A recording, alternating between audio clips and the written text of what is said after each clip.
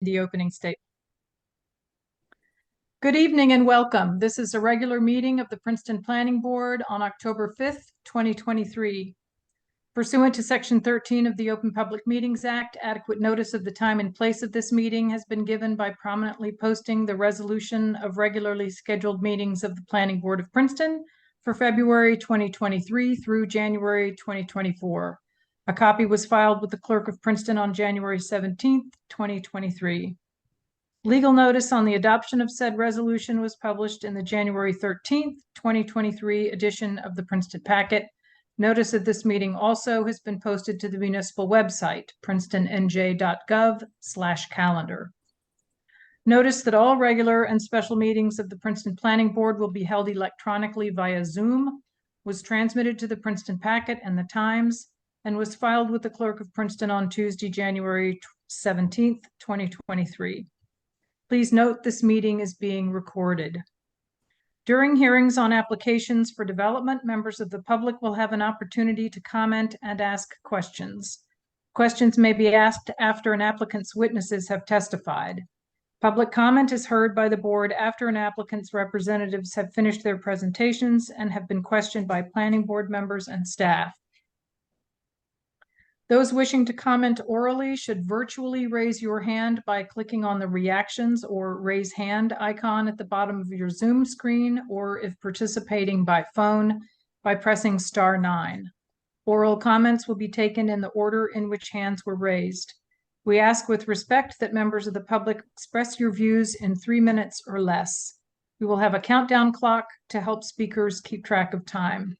Please note that speakers who exceed 3 minutes will be interrupted. Inappropriate public comment containing obscenity, hate speech, or relating to matters not before the board will be muted. Will you call the roll, Carrie? Certainly. Ms. Capizzoli? Here. Mr. Chow?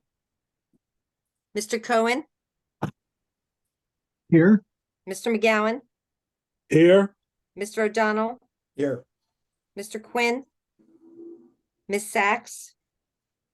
Mr. Texarney? Mr. Taylor? Mr. Boddigheimer? Here. Mrs. Wilson? Here. We have a quorum. Thank you. Announcements. Mr. Lesko, will you give us your usual update on the master plan? Certainly. Thank you, Madam Chair. And I have an update on something else as well after. So thanks for leading me in there. The master plan open house was 2 Wednesdays ago, so 8 days ago.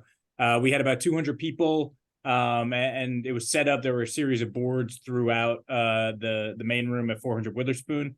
Those boards are now available as PDFs on the engagement hub, engage.princetonmasterplan.org. And then it's on the library page, excuse me. So if you're interested in seeing what was shown there, feel free to go to that site and check it out.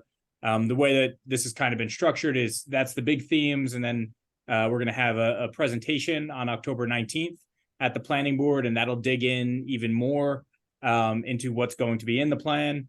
Then we will release the document once we finalize it and have a hearing on November 9th. So those are the big milestones coming up. As we're still working on it, I think, I would love to show documents as soon as we have them, but we're just still, in fact, I have a 9:45 meeting tomorrow with one of the subcommittees.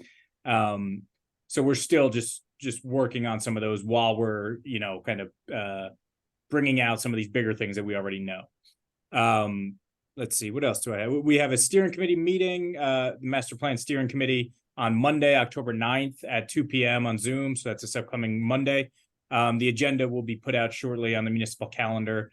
And that'll be one of those steering committee meetings like we've had in the past, where the public is certainly welcome to attend. And then that's about it. So the October 19th presentation here at the planning board, and then the November 9th hearing at the planning board as well. And then, did you have any more on the master plan? Because I wanted to. No, okay. I didn't. Nope. For the board and for the public, and we'll make sure to broadcast this with the municipal newsletter, et cetera. The October 19th meeting will be devoted entirely to the community master plan. It will not be the public hearing, so there won't be, I think the plan is to not take public comment that night on the presentation, but rather devote it entirely to the presentation, which will take considerable time, and to board dialogue and questions. But the public hearing will happen on November 9th and may need to take more than one night. We understand that. Yep. So I just want, you know, to make sure the public knows that, and the board, so that, you know, you can tell your circle of friends or colleagues who are interested, that it'll be important to tune in on the 19th or to watch after the fact the meeting on the 19th to get that full, you know, overview of the plan. Mhm. Thank you. And if I might add to that, it kind of seems like we're doing what you know, the council does with an introduction and then a hearing. That's actually not the case. So it might seem a little, you know, backwards. Well, why don't you have the documents for the meeting on the 19th? And it's really because it's not that kind of introduction and hearing. In fact, the only thing that we're required to do under the state law is just have a hearing and have the document on file for 10 days before. We're adding this extra step in to kind of introduce the plan, to gather some input and share it while we're, you know, finishing up, buttoning it up. Good. Okay. And then my other announcement, if no one has any questions about the master plan, is regarding the application that you saw, must have been over a year ago at this point, at 4042 North Tulane, just to give you an update on that one. So staff noticed that they were acting outside of their approvals. So we checked with our construction department and realized they hadn't pulled any permits. So the construction department issued a stop work order on that site. And we've been in contact with the property owner and their attorney. They did file an application for modification as a minor site plan a few months back, maybe 2-3 months back. And then they withdrew that because they told us they were going to apply as a modification of a major site plan. Since then, we've not received anything. So the update is essentially the stop work order's on, and we're in contact with the attorney to see what they're going to do next. Yeah. And I asked Justin, and I've talked to some planning board members about this too. I know several of us have gotten questions from folks who have noticed that the site has been, you know, that things haven't been moving forward. The applicant, I'm sure by mistake, demolished a lot more of the historic structure than they intended to, and that led to the inquiries and the understanding that those permits hadn't been pulled and the subsequent stop work order, et cetera, et cetera. So it is a high profile spot, and I know that folks are concerned. And so that's why I asked Justin to just let us know what the status of that is. Okay, thanks, Justin. Next on the agenda, we have subcommittee reports. I don't think that we have any subcommittee reports tonight. We had a couple last time, so I don't think any subcommittees have met. Okay, seeing no hands raised. Let's look at the minutes from the regular meeting of May 4th. Are there any edits or questions about those minutes? And if not, would someone like to move them? I'll move to approve. Thanks. Moved by Ms. Capizzoli. Is there a second? I'll second. Thank you, Mr. O'Donnell. All in favor, please say aye. Aye. Aye. Any opposed, abstaining? Okay, thank you. Next up, we have a resolution of approval. This relates to a not to exceed payment or potential payments to the law offices of Gerald Muller, PC. The litigation is Nissenbaum versus Princeton Planning Board. And I'd ask Mr. Muller to just give us a quick update on where things stand. Yes. The trial court had upheld the decision by the planning board with respect to the Tiger resource and the athletic operations that combined building. There was one plaintiff, Ms. Nissenbaum, who filed suit against the planning board and against the university. And the judge issued a very detailed opinion. She then appealed through her attorney, Bruce Afrin, to the appellate division. And I circulated that decision by the appellate division, which was just issued just a little while ago on September 28, basically upholding the decision by the trial court. And the main issue being, could the cooling and heating system being created, of which the Tiger facility was a part, not the whole thing, but a part, could that be treated, should that be, and could it be treated as an accessory use? We said it could and should be treated as an accessory use, and the board therefore had jurisdiction. There were a couple of minor little issues as well. A question of whether a condition we had imposed with respect to monitoring, and we basically delegated that to the land use engineer, whether that was valid. The court said it was, and that was really the main thing. Also, That was monitoring for noise, as I recall. noise, yes. And they had argued, the plaintiff had argued that could only be done. The board can't delegate that. That can only be done by the board itself. Although I scratched my head on that, and I wondered, well, exactly how would the board do that if it's ongoing monitoring? It really didn't make any sense at all. There was also a very minor question of whether the application was complete, because the boreholes were not included, but they had not been included because there was an administrative waiver for them. At this point, the applicant, Ms. Nissenbaum, has a couple of different choices. She could try to go to the New Jersey Supreme Court through either what's called an as-of-right application. It's 45 days from the date of the decision by the appellate division to do that. Those are not frequently granted. Or also file a petition for certification, where the standards are a little looser, but they're still tight.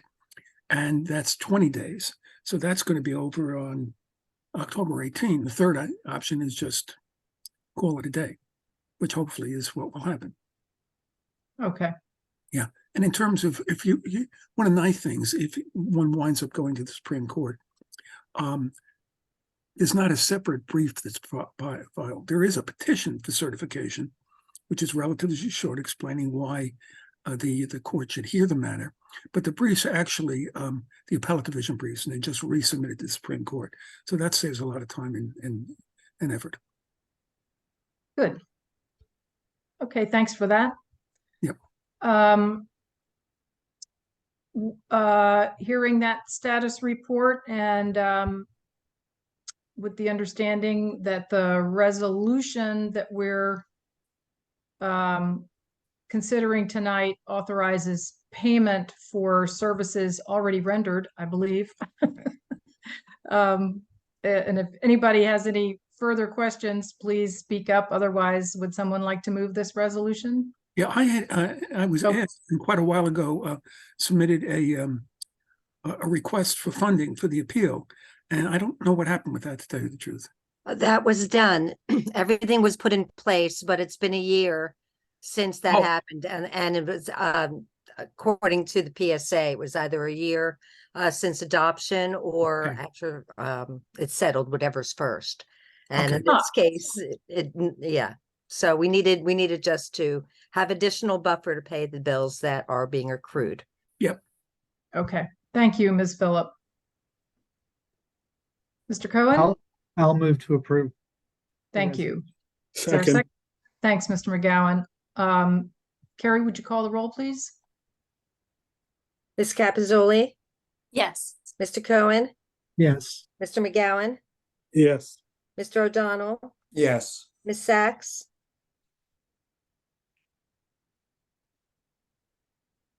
Ms. Sacks. One sec, sorry, having trouble unmuting. Yes. And Mr. Boddicker, Yep. Mrs. Wilson.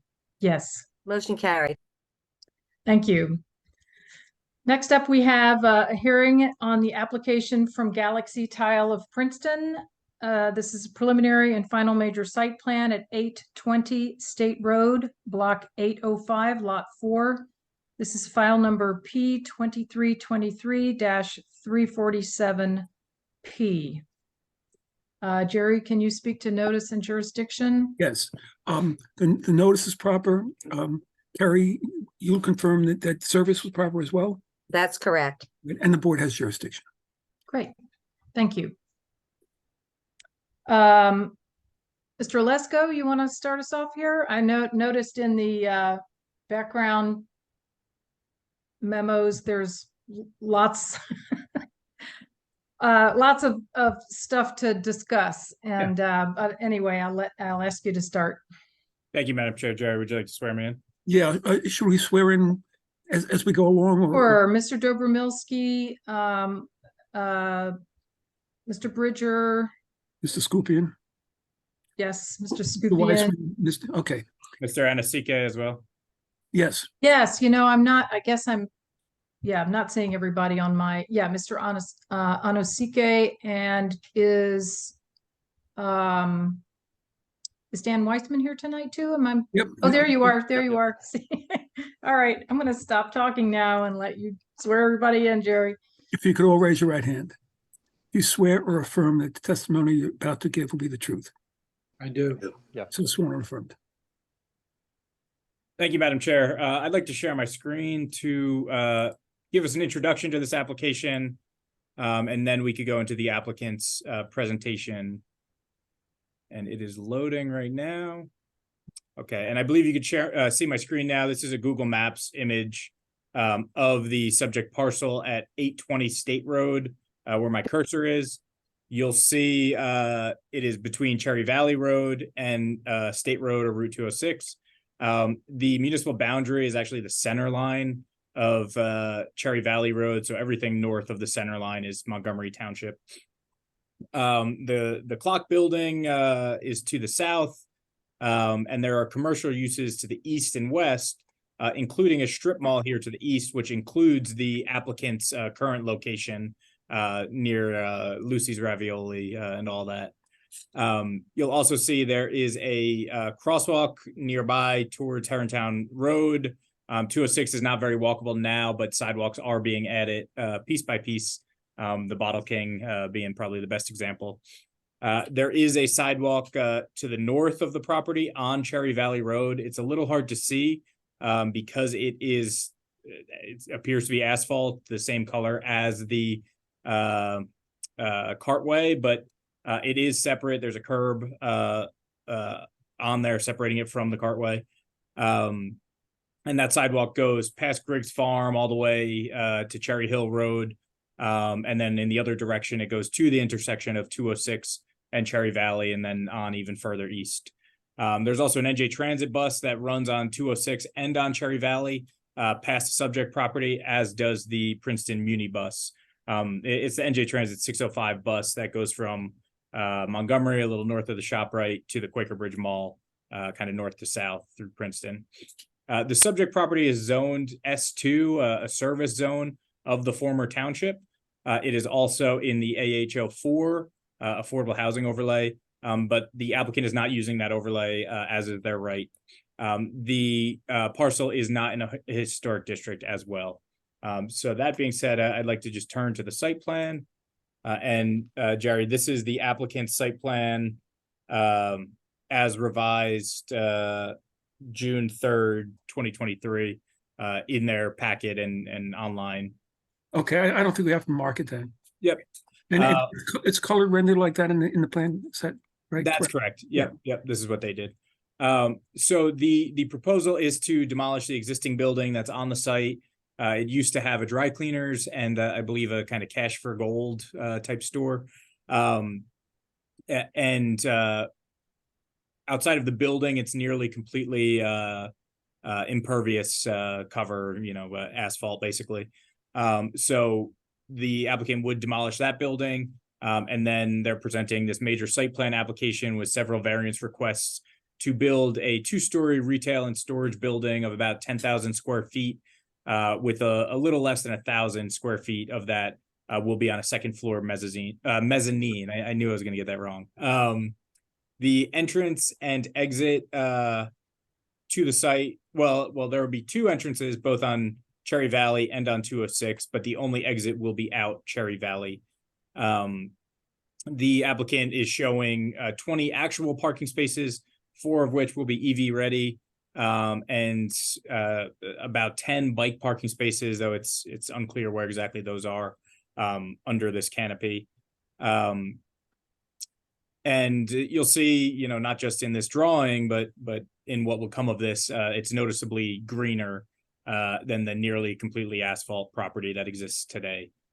So I had a lot of comments in my report that went out earlier in the week, mostly related to the sidewalk to the north that appears to be going away, and just general kind of questions. So I'll hold them until the applicant's presentation, Madam Chair, if you don't mind that.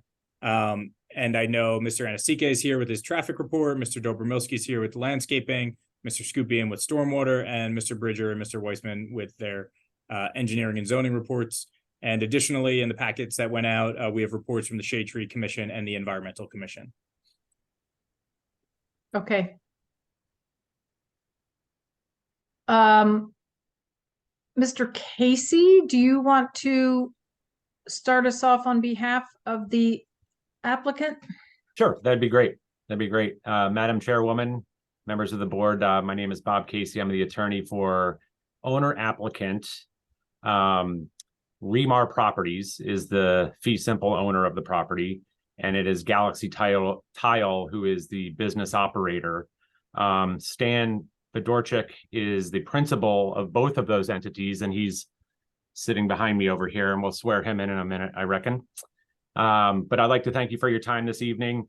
Justin did a very nice job of explaining the application to you tonight. There are a few variances that we're requesting and a few cleanups that were through these very detailed reports that we received, and we appreciate the comments, and we'll address each of those this evening through the testimony of our experts.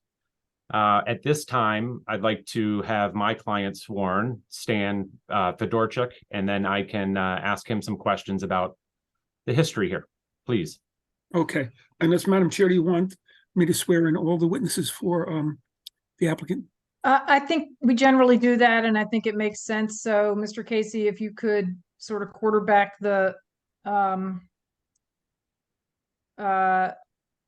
all of your witnesses, activating their cameras, and then call on them so that everybody can identify themselves. And we won't do everybody's qualifications now, but we'll swear everybody in and do qualifications as they testify.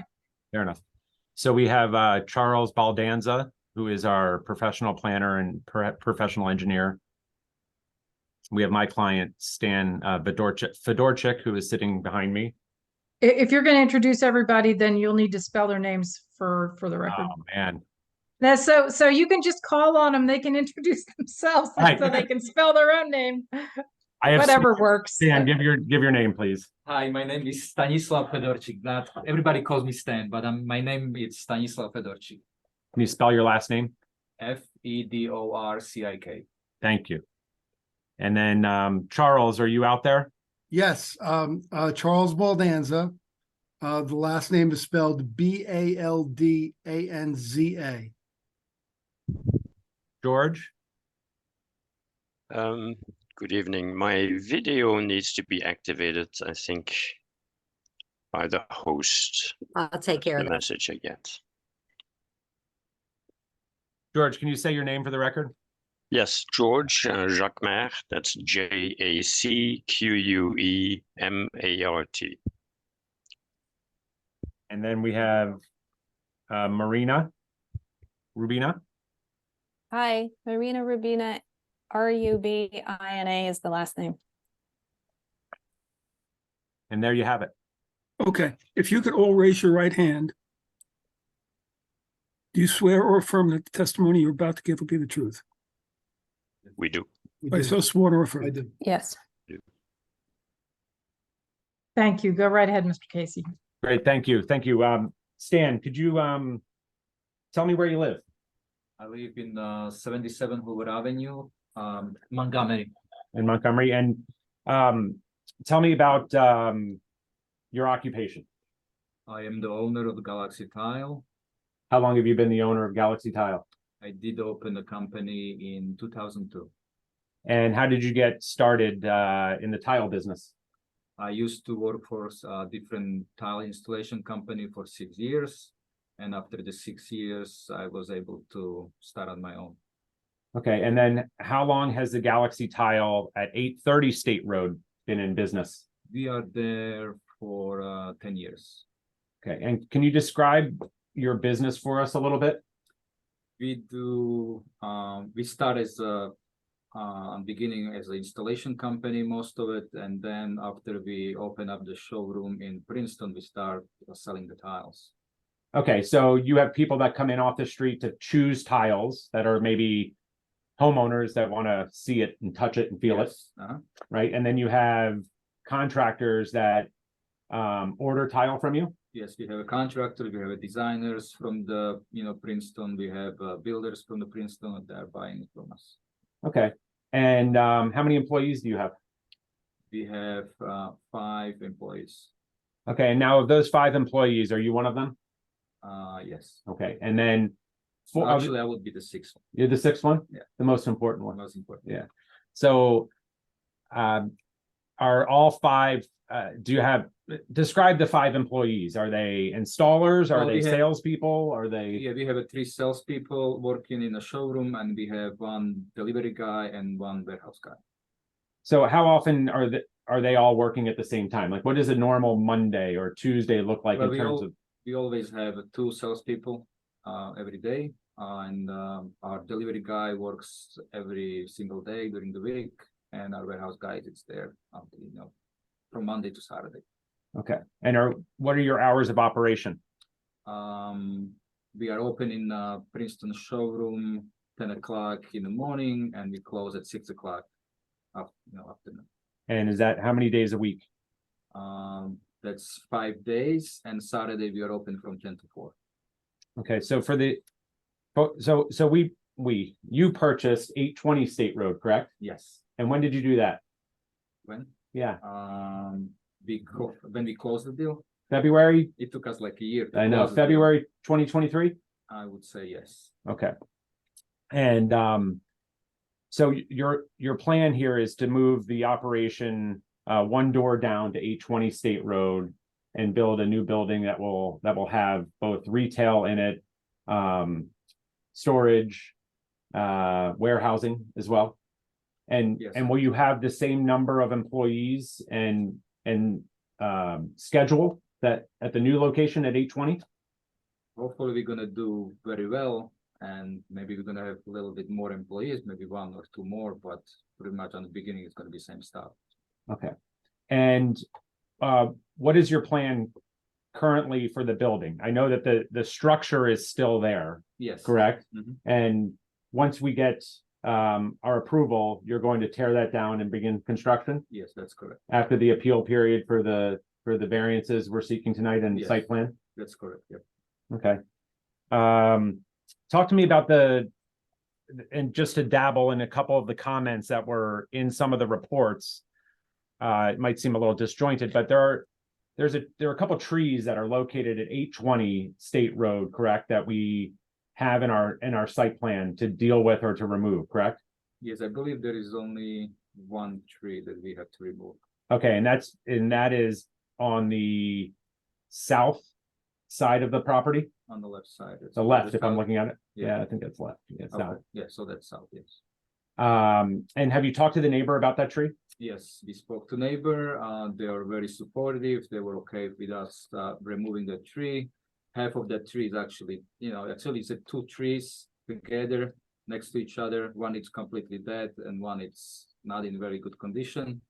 But we're planning to remove it and put the new one in.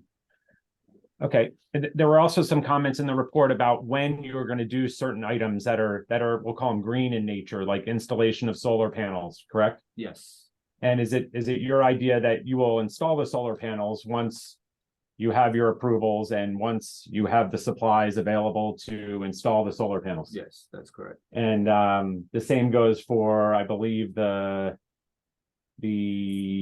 green roof, right, as well. Yes. That's going to happen, right? Yes, that's correct. And the chargers, right? So we're going to do, there was a recommendation in the report for electrical vehicle chargers that we're going to have, but also I think there was a recommendation for scooter chargers as well, or scooter parking. Scooter parking. That was scooter park. Okay. And on the plan, we're going to have a bike rack that is not going to be the wavy bike rack, but you're going to install a bike rack that is appropriate and in compliance with the Princeton ordinance, correct? Yes, that's correct. Okay. Sorry. We talked about trees. We talked about solar. Let's see. I think that's all I have for Stan at this time. If there are any, I don't know how you wish to handle it, Madam Chairwoman, if you want to have questions asked of him, or if I should just proceed to my next witness and then wait till the end for questions. Sometimes if board members have pressing questions, they raise their hand after each witness. And so Mr. Bodekheimer has done that. I'll call on him. What's up, Nat? Thank you, Madam Chair. I mean, my question is really more procedural, and I just wanted to see if we could step back a minute and just make sure we all understand what it is that is at issue for us from the staff report. I mean, me personally, and I'm an amateur, but I mean, I read through the application and it seemed pretty straightforward. It didn't seem like the staff report was raising any issues. The two things that stood out for me were the variance and design waivers. I mean, I'm just trying to get a kind of a sense about what we need to know from the applicant's presentation in order for us to make a decision, because I mean, my reading was that this seemed a fairly unremarkable application so I'm just curious how much we need to hear from them in order to reach the decision that we need to reach. Sure. And if I may, there are a few variances, right, that we have to have approved this evening, and we're going to present testimony here in a minute to talk about those and to talk about the overall site and make it as simple as possible and really narrow it down to what the true issues are here. Absolutely. Yeah, so testimony on the variances, we certainly need to hear about the traffic circulation concerns that were raised. I have a question about a disconnect between the variance narrative and the site plan itself, which is maybe an easy thing to answer. We'll need to hear from we need to hear all the testimony as usual, Nat. So I see Mr. Cohen's hand is up. David? Yeah, I'm just gonna sort of underscore one of the things you said. I think, Nat, of the staff comments that I saw, I think some of the ones relating to traffic and pedestrian circulation are going to be the hardest to address. So let's wait and hear from the site engineer. But things like having a sidewalk go to the rear parking lot from the front door would be a big impact on the plan. So it's important how they're going to address that. And there are some other parking and traffic related issues. Yeah, I recall sidewalk width and some of those and the continuity of the sidewalk. I mean, those were, that was important as well. I'm just sort of wondering whether we're able to focus the presentation on the things that are sort of material to us making a decision that we've identified the staff have flagged as issues. Mm-hmm. Yeah, I mean, but they need to put a complete record. Exactly. Okay. Yeah. So with that, I would encourage you, Mr. Casey, and all of your witnesses, to just be as efficient and concise as possible. I love it. You know, I mean, sometimes people testify for 45 minutes when 15 would have been fine. So I don't want to short circuit or shortchange anything. I'll stop talking and let you proceed. That's great. I'll proceed with Charles Baldanza, please. Hello, everyone. Mr. Baldanza, would you, obviously we know how to spell your name. We know that much about you, but tell us your area of expertise, and then we'll hear your qualifications. Okay, I'm a registered architect, professional engineer, and professional planner in the state of New Jersey. Tonight, I will be testifying as a professional engineer and planner. My business address is 645 Westwood Avenue, Suite 204, Rivervale, New Jersey. I have a master's degree in architecture from NJIT, 2013, and I've had my design firm since 2014. All of my licenses are in good standing. And I've testified as an expert witness in front of land use boards throughout New Jersey. Great, thank you. We accept your qualifications. Great. Okay. Thank you, Madam Chairwoman. Thank you. Charles, if you could you just I think we have Marina maybe, or if we could pull the plan up just to show us. I don't know who is going to be in charge of pulling. I'm going to share the screen. Great. I think Charlie's going to show the screen. Terrific. Thank you. Okay. Charlie, could you talk to us a little bit about the neighborhood and the site itself, please? Correct. Yes. Mr. Lesko gave a very good overview of the site, and I agree with everything he said, so I won't belabor the points, but the site is here. If you can see my little hand there, and it is in the middle of a commercial area. It's between State Road to the southeast and Cherry Valley Road to the northwest. Montgomery Township is across the street. The property's bounded, we're going to call it to the east, by an existing parking lot strip mall, which happens to have the current Galaxy Tile as one of the tenants. And it's bounded to the west by a commercial use, which is a salon, and I believe there's some professional offices there. So again, it's the current building is a vacant, underutilized retail facility. The use that we are asking for is a permitted use. It's a retail tile store. It's the S2 zone. So the lot is a 0.7 acre property. It currently has a vacant retail facility that's 3,107 square foot footprint. The lot is covered almost in its entirety by impervious parking surfaces, except for, I'm going to be generous and call it a 2,756 square feet of, scraggly vegetation, but we'll call it that's the only pervious area. The land is relatively flat and it's slightly upgrading from the adjacent property to the north. There are no existing stormwater facilities on the site, and surface water flows across the site in a west to east direction.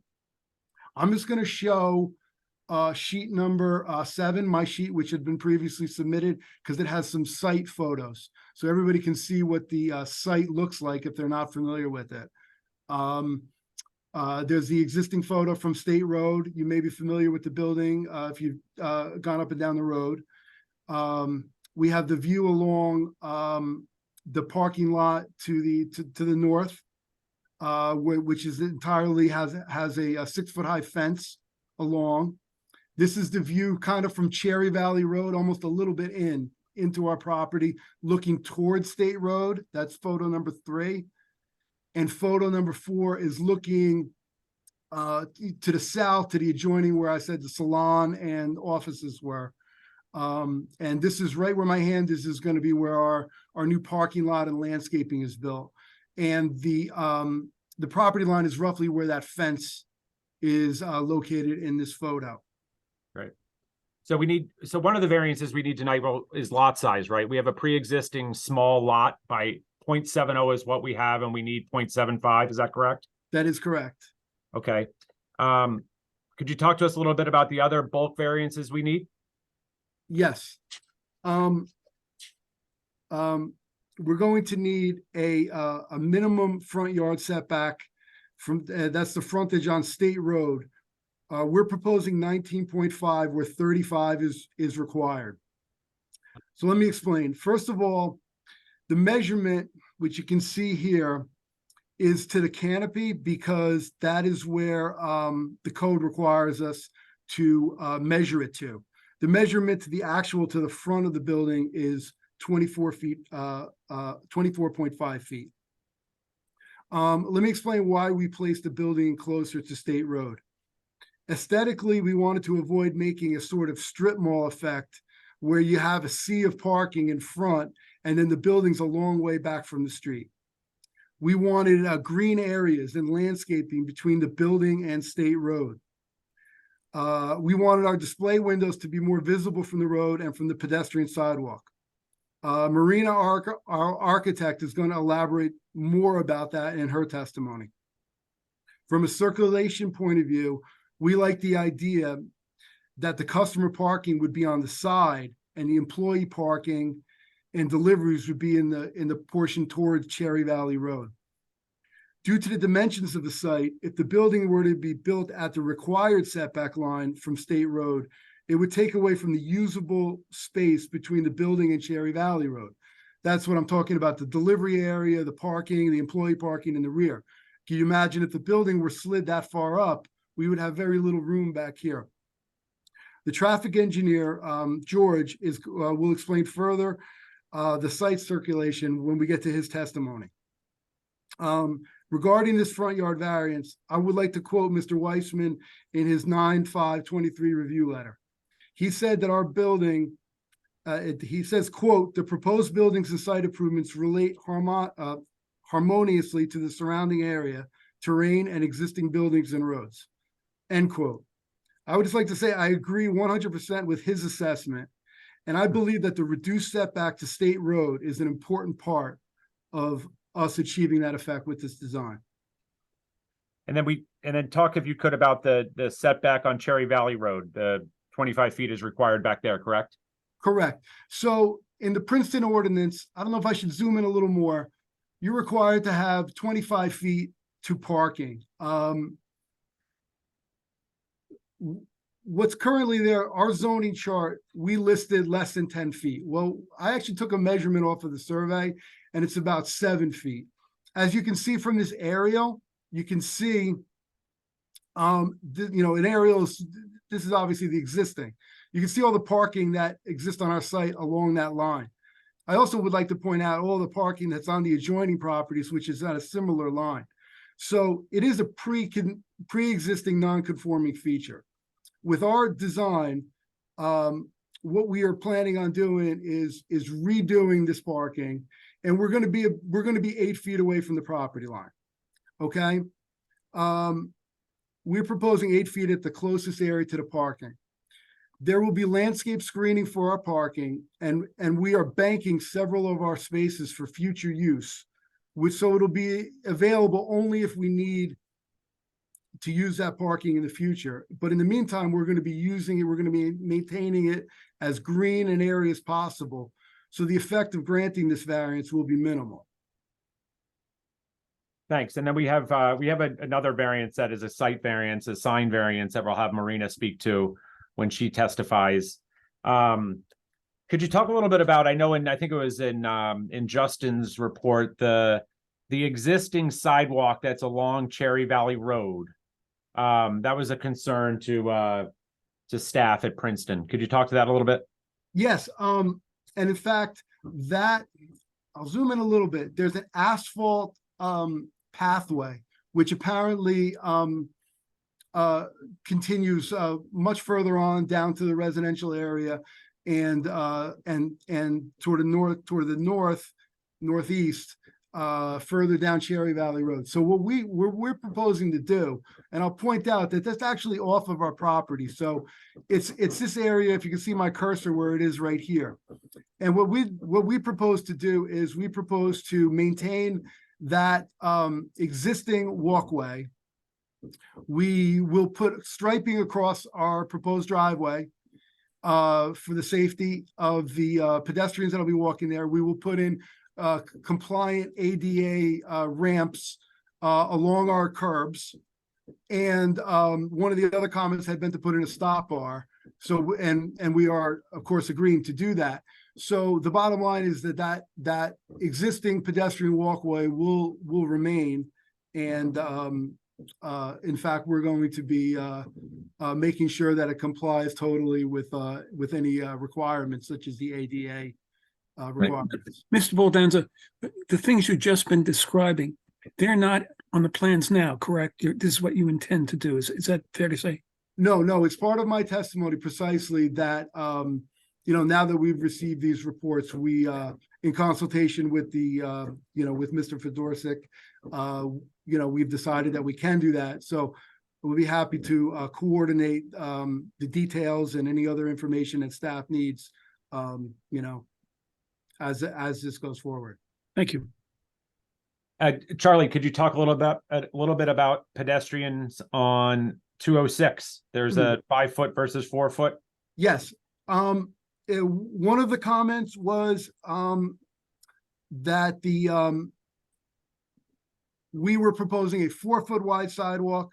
There was, I think, a few of the staff letters mentioned they were looking for a 5 foot wide sidewalk, and of course we will provide that along again with the striping and the required ADA curb cuts, and we want to make sure that sidewalk is fully up to the municipal standards there. All right, how about trees on the site? Okay. The existing trees, there are almost no existing trees. We're going to be cutting down 3 of them. There's one 6-inch caliper tree, one 8-inch caliper tree, and one 24 caliber tree to be removed. Mr. Weissman asked in his review letter to attain the approval of the adjoining lot owner before removing the 24-inch tree, which is actually partially on the neighboring property. And you heard Mr. Fedorsik testify about that. We're going to comply with that request.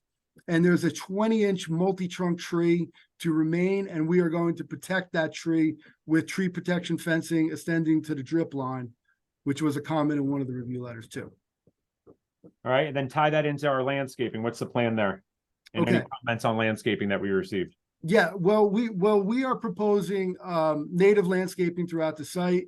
As you can see from the comparison, I put the existing conditions plan next to the proposed conditions plan, and you can see how much more green area and landscaping we have. Now, that being said, some of the choices of plants were, received some comments from the Princeton Shade Tree Commission and from Mr. Dobromilski. And I'm fully on board with the suggestions that they have made. As far as the diversity of, they wanted me to remove a few of the plants and the trees, and they wanted me to, substitute them with a few different kinds. And me and Mr. Fedorsik are certainly in agreement with their suggestions. And they wanted some more diversity, meaning not having too many repeats, so having more of a, instead of a monoculture, having much more variety of plants. And we're totally on board with that. I think it's a great suggestion.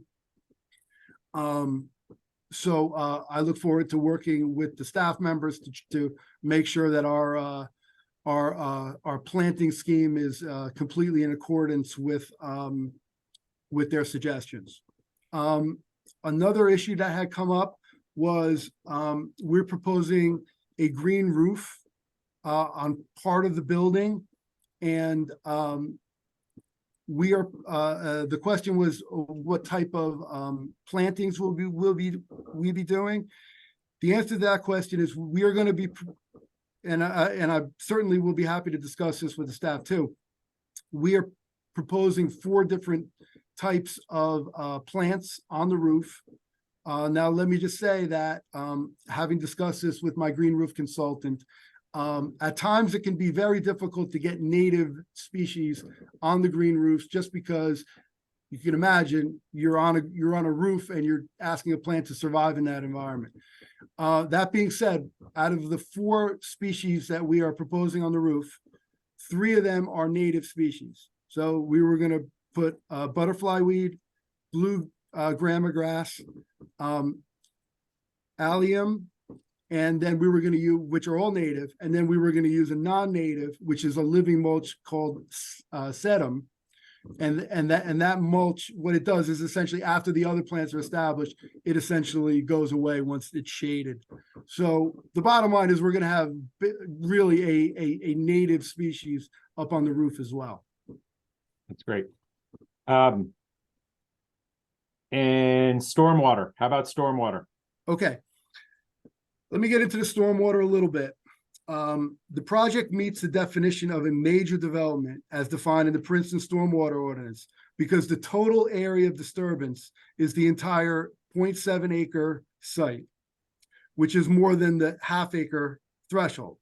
Despite this, the project proposes a decrease in impervious area of 1,491 square feet, almost 1,500 square feet, which is achieved even conservatively using the 1,432 square foot bank parking area as paved. So we have a reduction even if we were to pave all of the bank parking areas that we're proposing. The project is not a major development in regards to the DEP stormwater regulations, because we are proposing less than 1/4 acre of new impervious surface and less than 1 acre of disturbance. The applicant proposes part of this project to use certain green infrastructure methods to enhance the control of stormwater, such as the pervious pavement in the parking areas, and I mentioned the green roof. Once these measures are accounted for, more than 50% of the lot area will be dedicated to open space or green infrastructure. That's 16,546 square feet of the 30,554. Maybe I'll put on the this diagram on the on sheet S3 may be helpful. This is the existing condition with the pavement and building. This is if the entire lot was paved with pavement, you know, full impermeable pavement. And this is the green infrastructure that we're planning on doing. So this illustrates what I just spelled out. As I mentioned, there's no existing stormwater control on the site.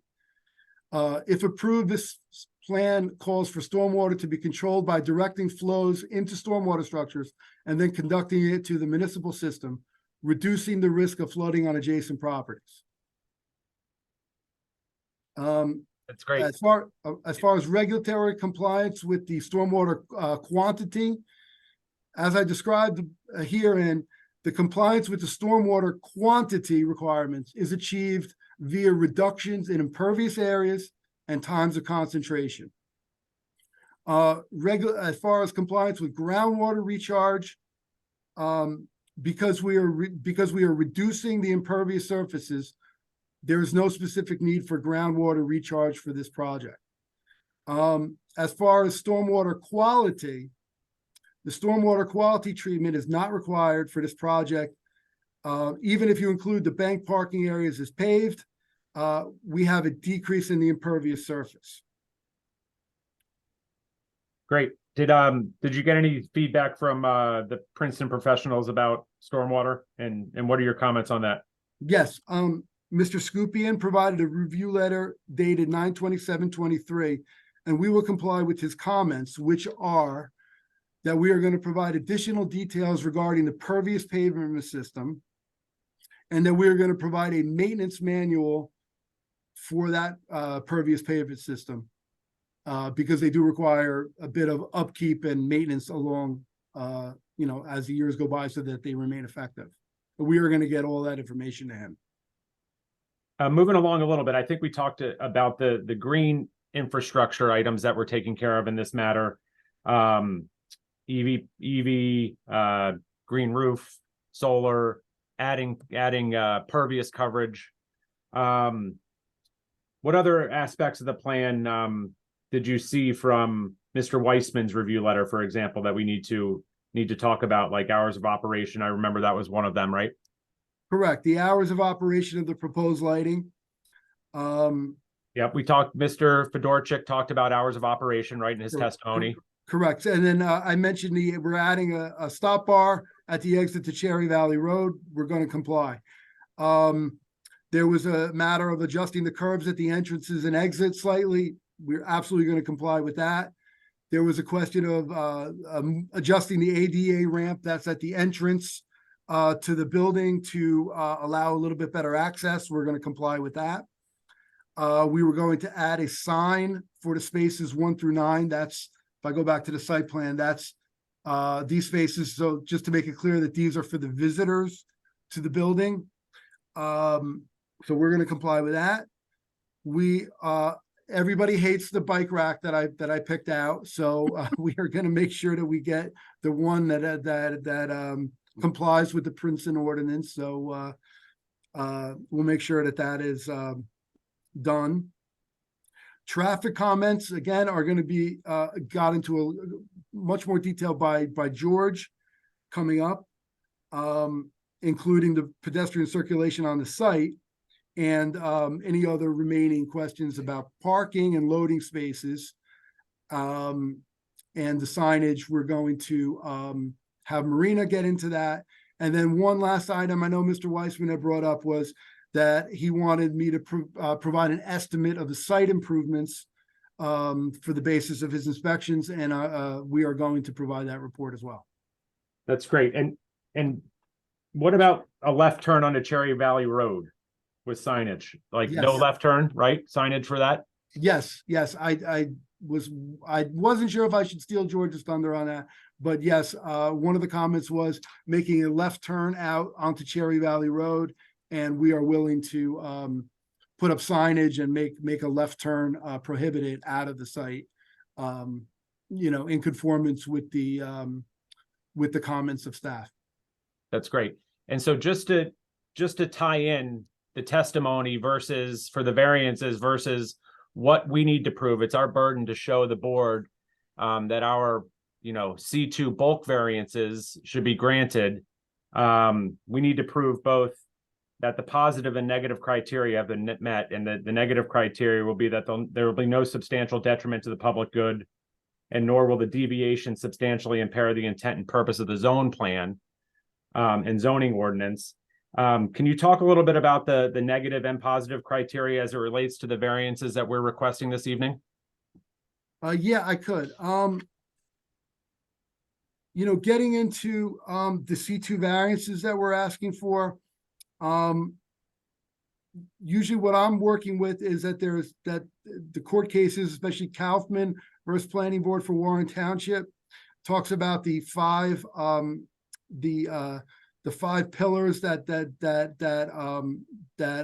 must go into debating a variance. It must relate to a specific piece of property. The purposes of the MUL must be advanced. That's the better zoning alternative. Number 3, that there's no substantial detriment to the public good. 4, the benefits must outweigh the detriments for the entire proposal, and that there's no substantial detriment to the zoning plans, to the zoning regulations, or the master plan. So very briefly, I'll try to go through it. As far as a specific piece of property, this 0.7 acre property is along a heavily traveled road serving the adjacent commercial development. It's located within and surrounded by other commercial uses within the S2 zone in Princeton. For number 2, the better zoning alternative. For this specific piece of property, currently an underutilized vacant building, a better zoning alternative is provided for this property by this proposal, and the purposes of zoning are advanced as listed in the MUL. Those are purpose A, the application enhances and will promote the public health, safety, moral, and general welfare of the municipality. There will be an improved and safer configuration of the property for traffic by moving the improvement closer to Route 206, meaning the building, while moving the parking facility away from the busy road. Purpose B of the MUL, which is to secure safety from fire, flood, panic, and other natural and man-made disasters. You've heard about the stormwater. The improved stormwater facilities will reduce the uncontrolled stormwater flow onto adjacent properties. Purpose C of the MLUL is to provide adequate light, air, and open space. By providing more landscaping areas and eliminating impervious surfaces, this proposal will advance this purpose of the MLUL. G, purpose G of the MLUL, to provide sufficient space in appropriate locations for a variety of agricultural, residential, recreational, commercial, and industrial uses, and open space, both public and private. This proposal will allow for the site to continue as a retail store, which is permitted use in the zone, and it will provide for the existing tile store located now next door to continue to serve the community. Finally, purpose I, the improvement promotes a desirable visual environment through creative development techniques and good civic design and arrangement. We're using green infrastructure techniques, native landscaping, attractive architectural design, and well thought out circulation throughout the site.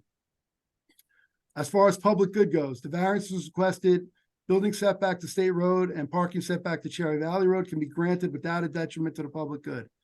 In this case, the public good can be defined as the potential impact to our neighbors. Because of the stormwater runoff will be collected and discharged into the municipal storm system, it will benefit the adjacent properties. Regarding the front yard setback along State Road property line, you heard about the benefits of that. It can be stated that there is more of a benefit to the neighboring properties, that the front of the property will have a landscape green area instead of parking, even if the building encroaches more than the bulk schedule allows for. The encroachment will not reduce the adequate light and air to the adjacent properties. The requested setback variances will not result in a substantial detriment to the public good. Okay, number 4, the pillar there. The development of the property as designed will remove most of the current overland drainage from this lot, from this area to the adjacent property, and redirect it into the stormwater facilities. Approval of the variance applications will result in placement of heavy landscape areas where there currently is none. The proposed setback to parking along Cherry Valley Road is not worse than under this proposal than it is today in its existing condition. Granting the front yard and parking setback variances will allow the entire proposed development to operate more efficiently by providing sufficient on-site space for parking and maneuverability. Not granting the requested setback variances would change the entire concept of the site design and make the efficient use of the land impractical. Therefore, there are no detriments to the public good by the approval of this proposal. Number 5, bear with me on this. We're almost through it. The zoning regulations and master plan. Okay. The Princeton zoning regulations, the purposes at the very beginning, at subsection 1, 2, 3, 7, and 9 have similar language to the purposes of the MUL that I just described. In addition, I'd like to point out purpose 14, which is to promote sustainability and the conservation of energy through the use of planning practices designed to reduce energy consumption and to provide for maximum utilization of renewable energy resources. The proposal calls, end quote, the proposal calls for a green roof, pervious pavement, solar panels, pedestrian and bicycle access, all examples of sustainable design.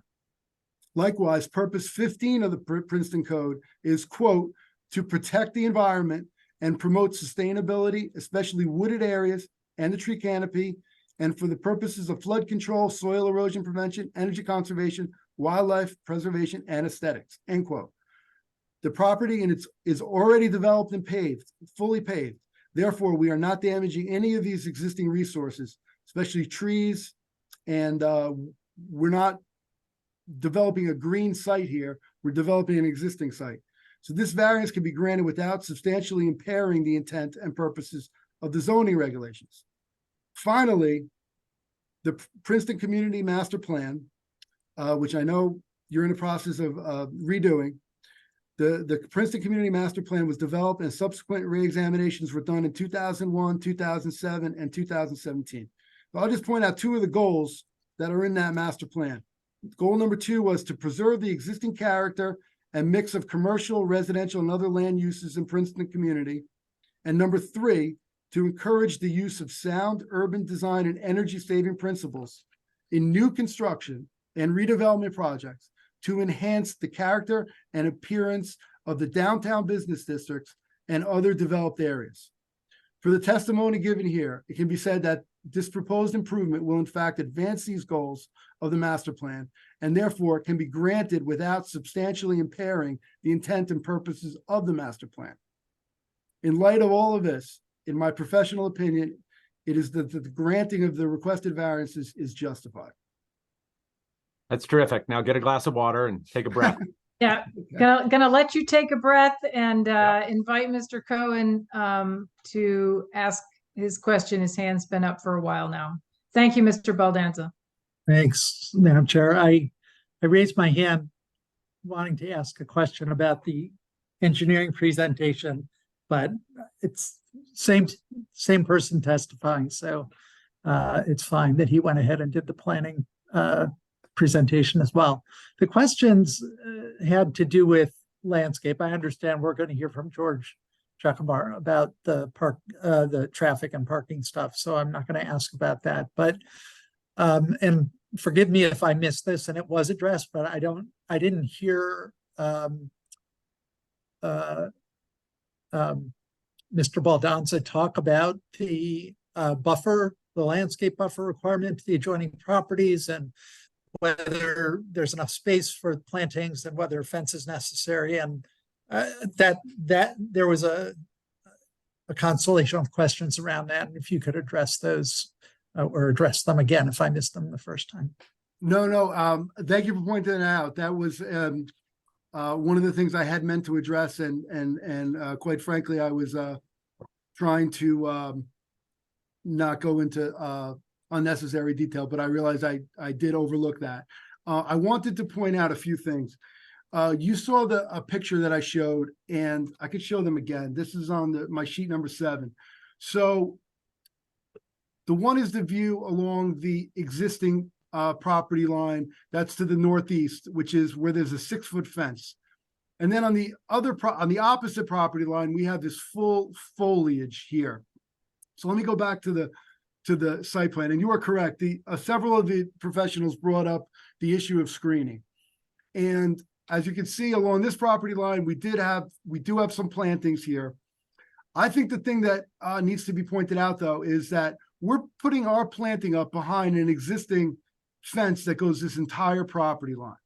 So my contention is that parking from the northeast is entirely screened by that adjoining fence, which is in excellent condition and it appears to be almost brand new. And furthermore, we have these 3 parking spaces alongside the proposed bank parking spaces. We don't have a lot of room. There is a retaining wall here, a small retaining wall, just a few feet at its highest.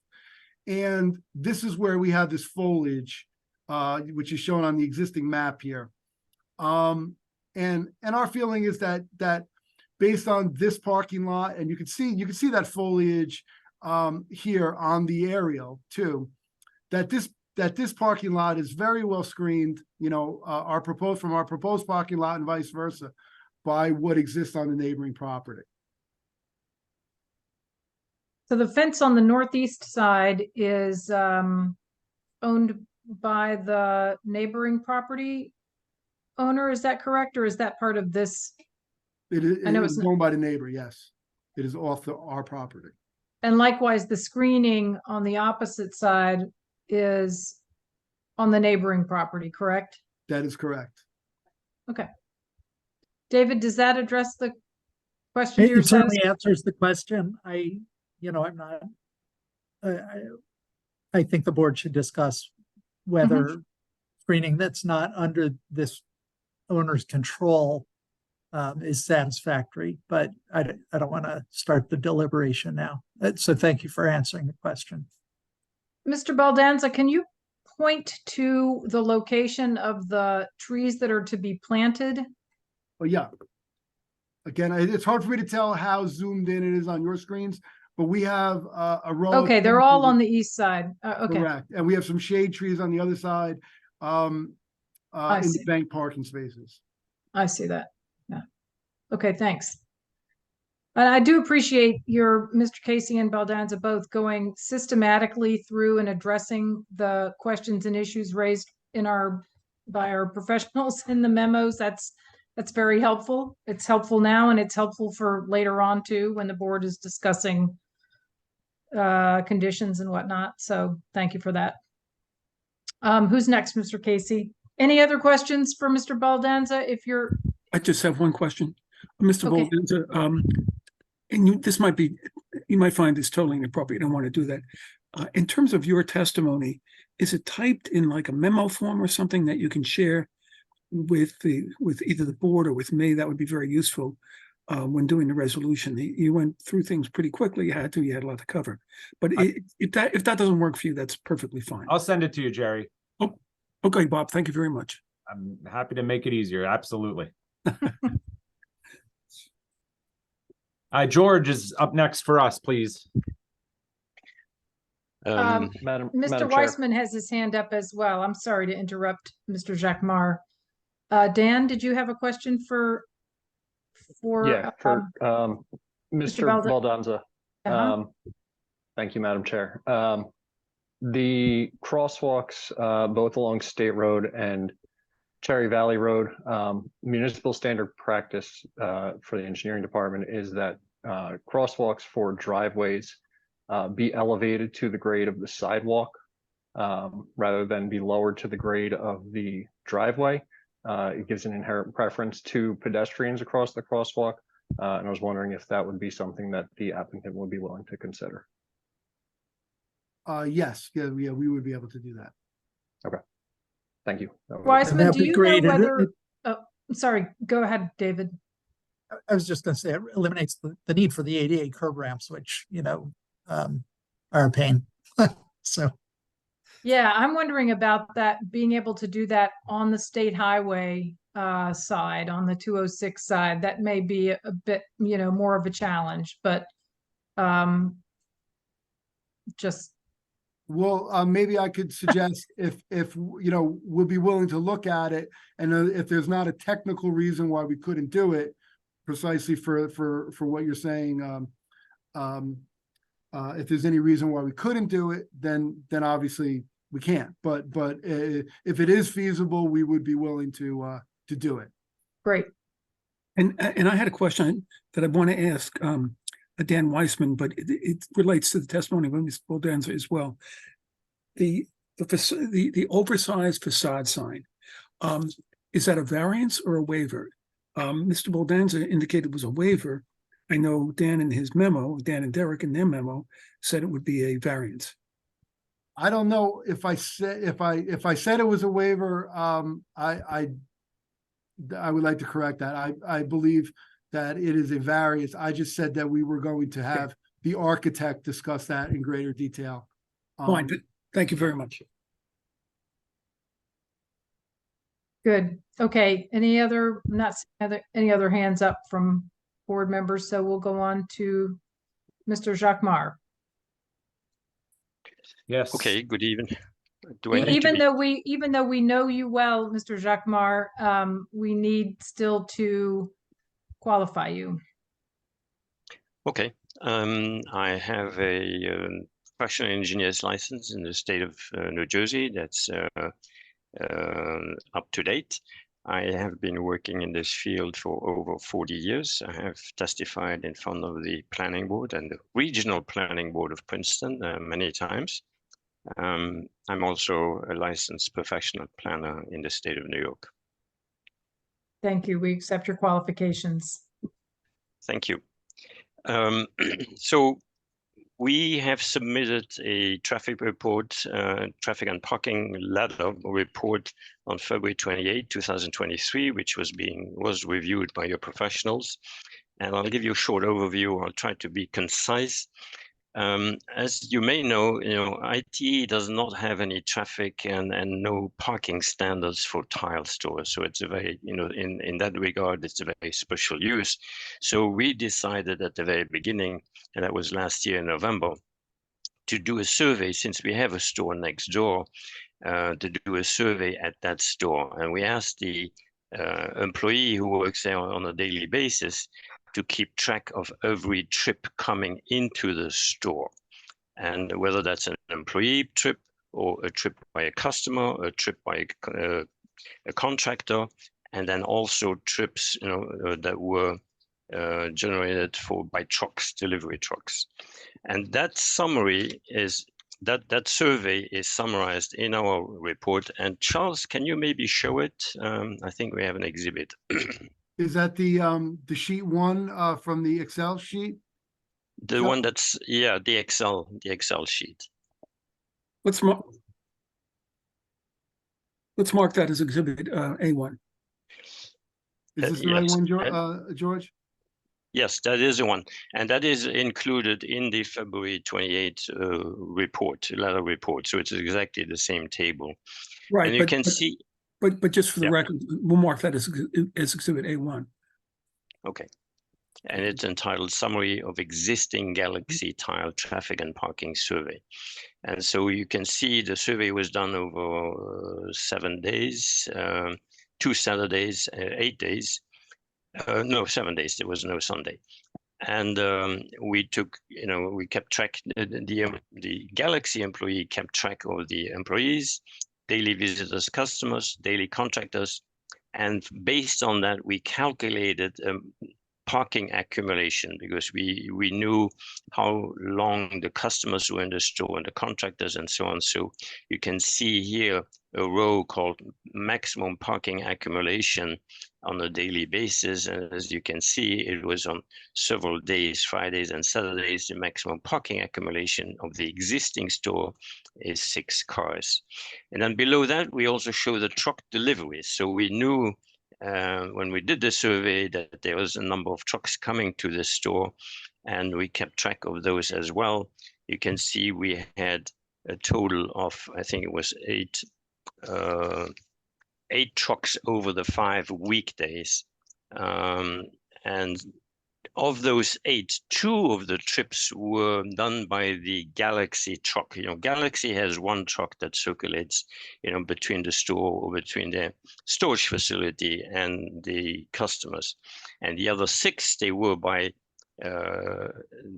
distributors, wholesale distributors that brought tiles to the store, or other deliveries, by UPS, in larger trucks and so on.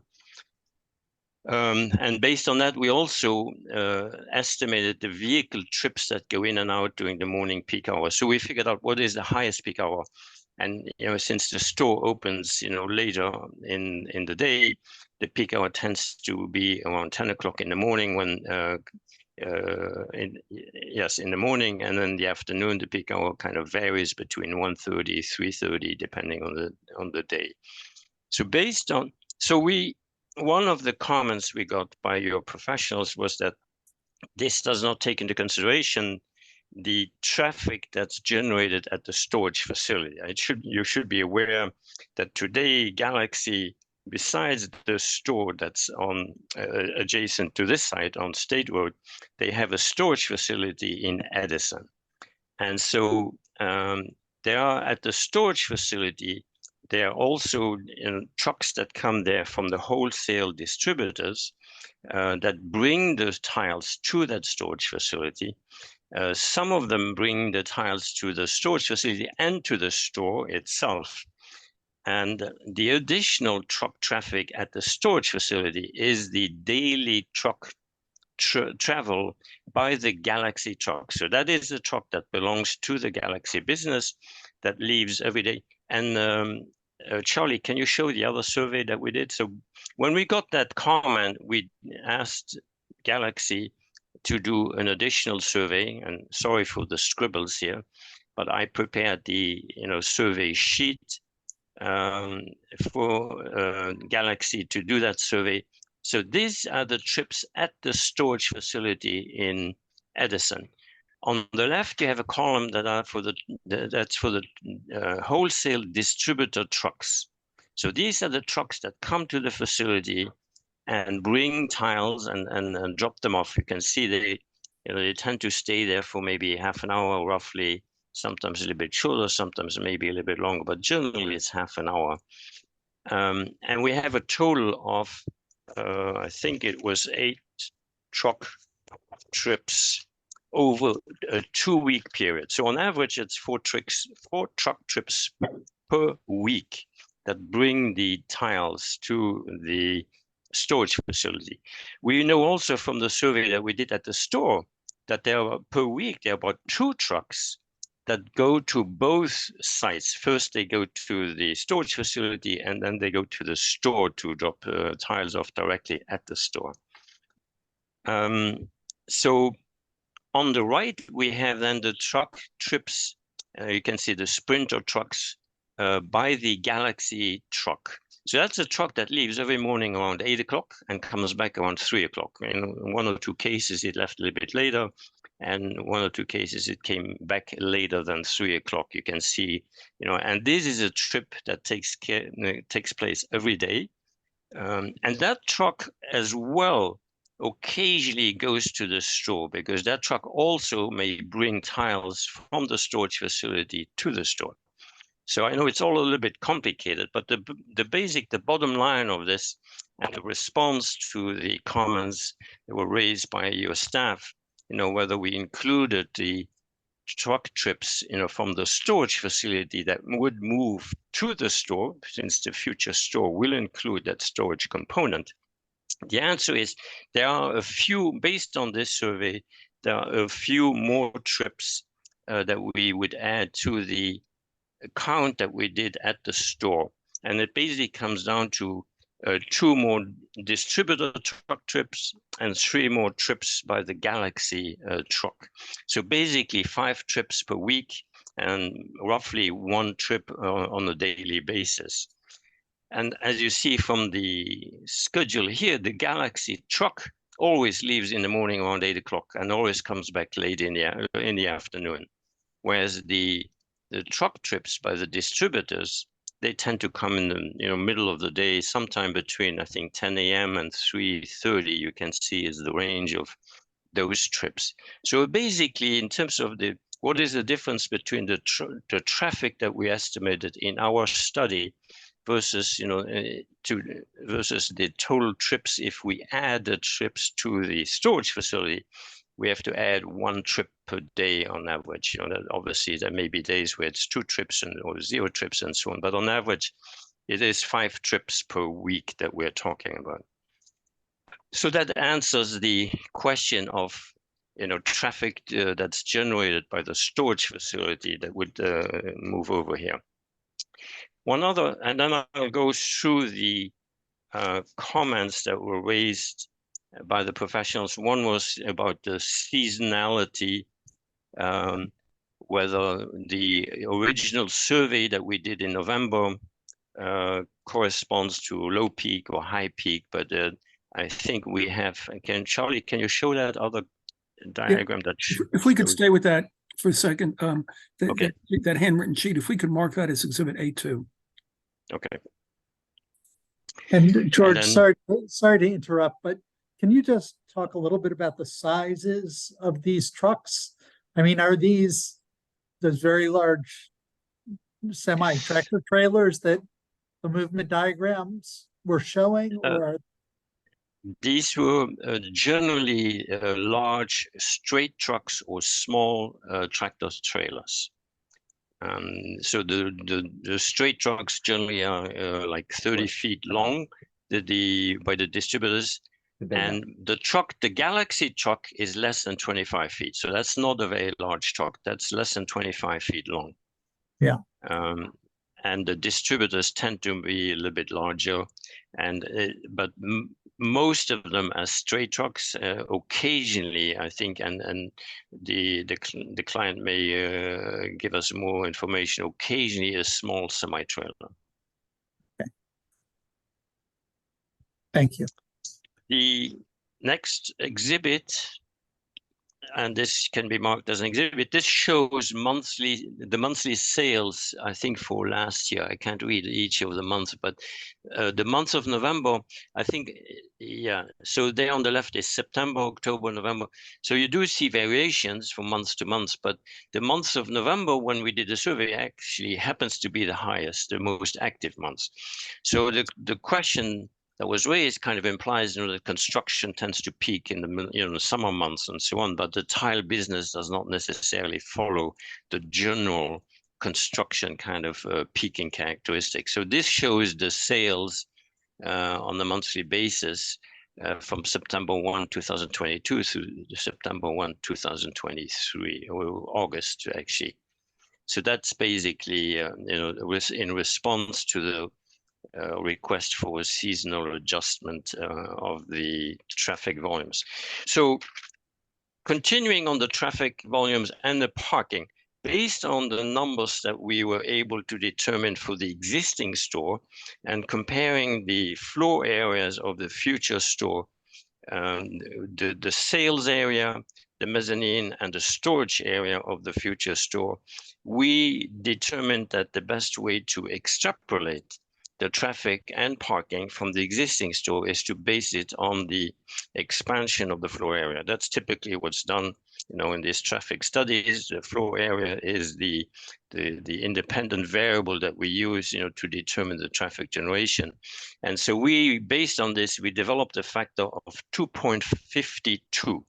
So it's basically, more than double of what we see in the existing store that we predict for the future store. 2.52 more. So for instance, we saw a peak parking load, peak parking accumulation on the Friday and Saturday of 6 vehicles. We multiply that by 2.52 and we came up with 15. And that, by the way, does include the truck that is parked on the site as well, the Galaxy truck. So we included that in the count, even though that truck is out of the site most of the day. It comes back in the afternoon around 3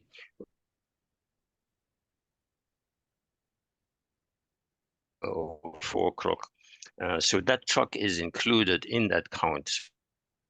15 vehicles, that includes that, and the Galaxy truck that has a length of, it's somewhere between 20 and 25 feet. And we did the same thing for traffic. So we were able to extrapolate traffic volumes going in and out. And based on that, I'll give you the numbers. In the morning peak hour between 10 and 11 a.m., we estimate 13 vehicles would enter during that peak hour and 8 vehicles would exit.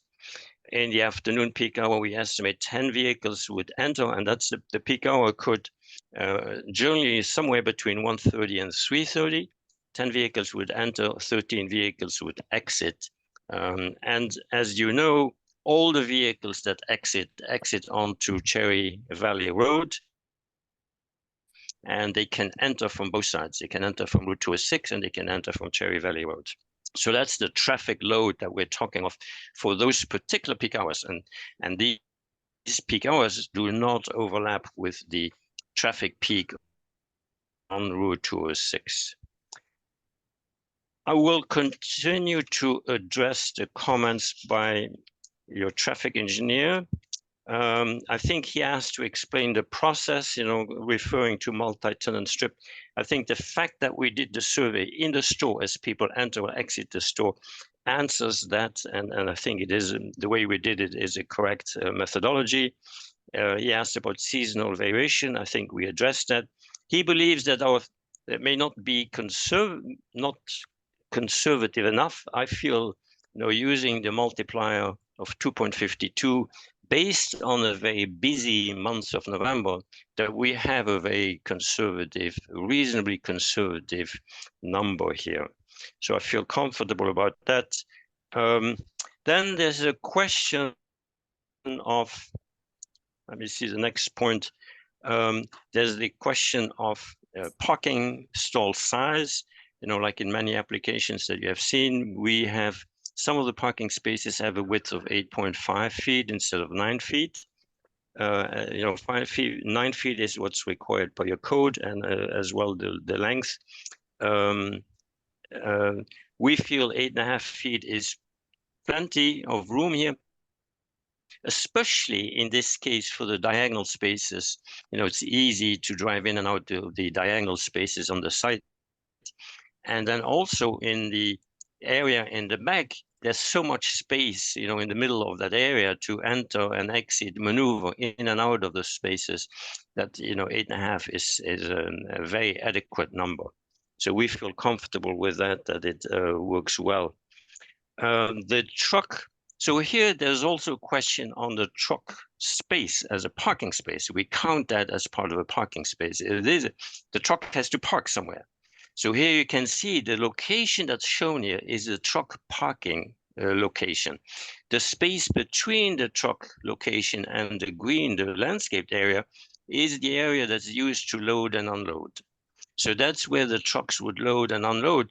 And during the day, that truck, the Galaxy truck, will be gone most of the time. So that spot will also be available to load or unload. So I think in that regard, I think there was one question raised whether, you know, the truck that's parked there would inhibit the traffic movement by other trucks. We believe it works. You know, not even if the truck was there is enough room for a larger truck to pull up and then pull back. But as I said, in most cases, in most time, the Galaxy truck will not be at that location. The length of the diagonal spaces, I think the engineer has in his drawing a sketch that shows, a drawing that shows that the diagonal spaces actually do have a full length of 18 feet. And I don't know if you have marked that. So if you look from corner to corner, you draw a perpendicular line. Charles, this doesn't, yeah, that line to the end, he measured 18 feet. It's not in the drawing, but is that something, Charlie, that you can add, we can show? So this, yes, it should be dimensioned. It's not, but the comment was that usable area between the perpendiculars needs to be 18 feet, and it is. It's just not dimensioned. Yes. Okay. And so we do satisfy that length requirement of 18 feet. We also agree with the comment that there should be precast concrete wheel stops, and we will add those. So that is a request that's mentioned by your traffic engineer. I think the ADA accessible route was addressed by the engineer. I'd like to address the request that was made for a pedestrian path along the building or somewhere along that entrance to allow pedestrians to walk to the building from their car to the building. We don't feel that's needed. You know, there's not that many cars here. There's not that many pedestrians. This is, you know, very similar to layout that we have in many shopping centers where people get out of their car and they walk in the traffic aisle. The visibility here is very good. The speeds are limited, especially if we have the raised sidewalks at the entrance. So I feel it's very safe for a pedestrian that gets out of the car to walk, you know, further back towards the entrance of the store. I don't see, you know, that this needs a pedestrian walkway along that, you know, side of the building between, you know, the building and the adjacent neighbor. As I said, you know, it's a very normal situation that we see in a lot of shopping centers. And here we're talking about, I think we have 8 or 9 spaces along the building. You know, that's not a lot of people. It's not a lot of cars. There was also a request or suggestion by a traffic engineer to mark lanes in the back area. And, you know, we don't think that helps. You know, there's no reason to mark lanes or anything in the back because there's so many different maneuvers that are happening there. And to kind of give a right of way or a priority to one particular movement over others is, in my opinion, not a good idea. We should look at this as a shared space. And, you know, the big advantage of shared spaces where we don't have lanes and other markings is that people pay more attention. And I would say there's a precedent in Princeton for this particular design. And that's the design that was a number of years ago was done on the Princeton University campus near the new chemistry building, the, let me see the exact name, the Frick Chemistry Lab, where the Stryker Bridge lands, the area where the Stryker Bridge lands on the east side, east of Washington Road, and north of the Stryker north of the Frick building, the chemistry building, and south of the Jadwin building, where we have loading docks at the Jadwin building. And there's all these maneuvers. So we have the pedestrians at that location, we have pedestrians, we have bicycles, we have trucks that park and so on. And the best way to deal with that is to treat it as a shared space where people pay more attention than if they have lanes and so on. They feel empowered, they feel they have a right of way over other users. And so I would not advise to do that. I think it's safer and people pay more attention if they, act like in a shared space. I think I addressed, so we have EV spaces in the back and in the front. So if somebody comes from Cherry Valley Road and wants to go to an EV space, they can go to the EV space in the back. The spaces in the back, they're not necessarily reserved for employees. The shoppers who come from Cherry Valley Road can easily park in the back. There's plenty of space in the back. There will not be that many employees at the same time in there. So there's space there. So if you have a shopper who comes from Cherry Valley Road, they can park in the back and use the EV charger. If the shopper comes from the other side, there are the EV chargers, next to the ADA parking spaces. So that works very well. There's only one question in regards to, these movements between the back and the front. If an ADA driver comes from Cherry Valley Road, there is no ADA space in there, although there may be parking spaces that will be available and they can park in there. But if they do want to park in an ADA space, they would have to drive around to go to the front of the building. As you may know, it's not, it's very easy to continue driving on Cherry Valley Road and you turn right on Duffy Place and then right again onto Route 206.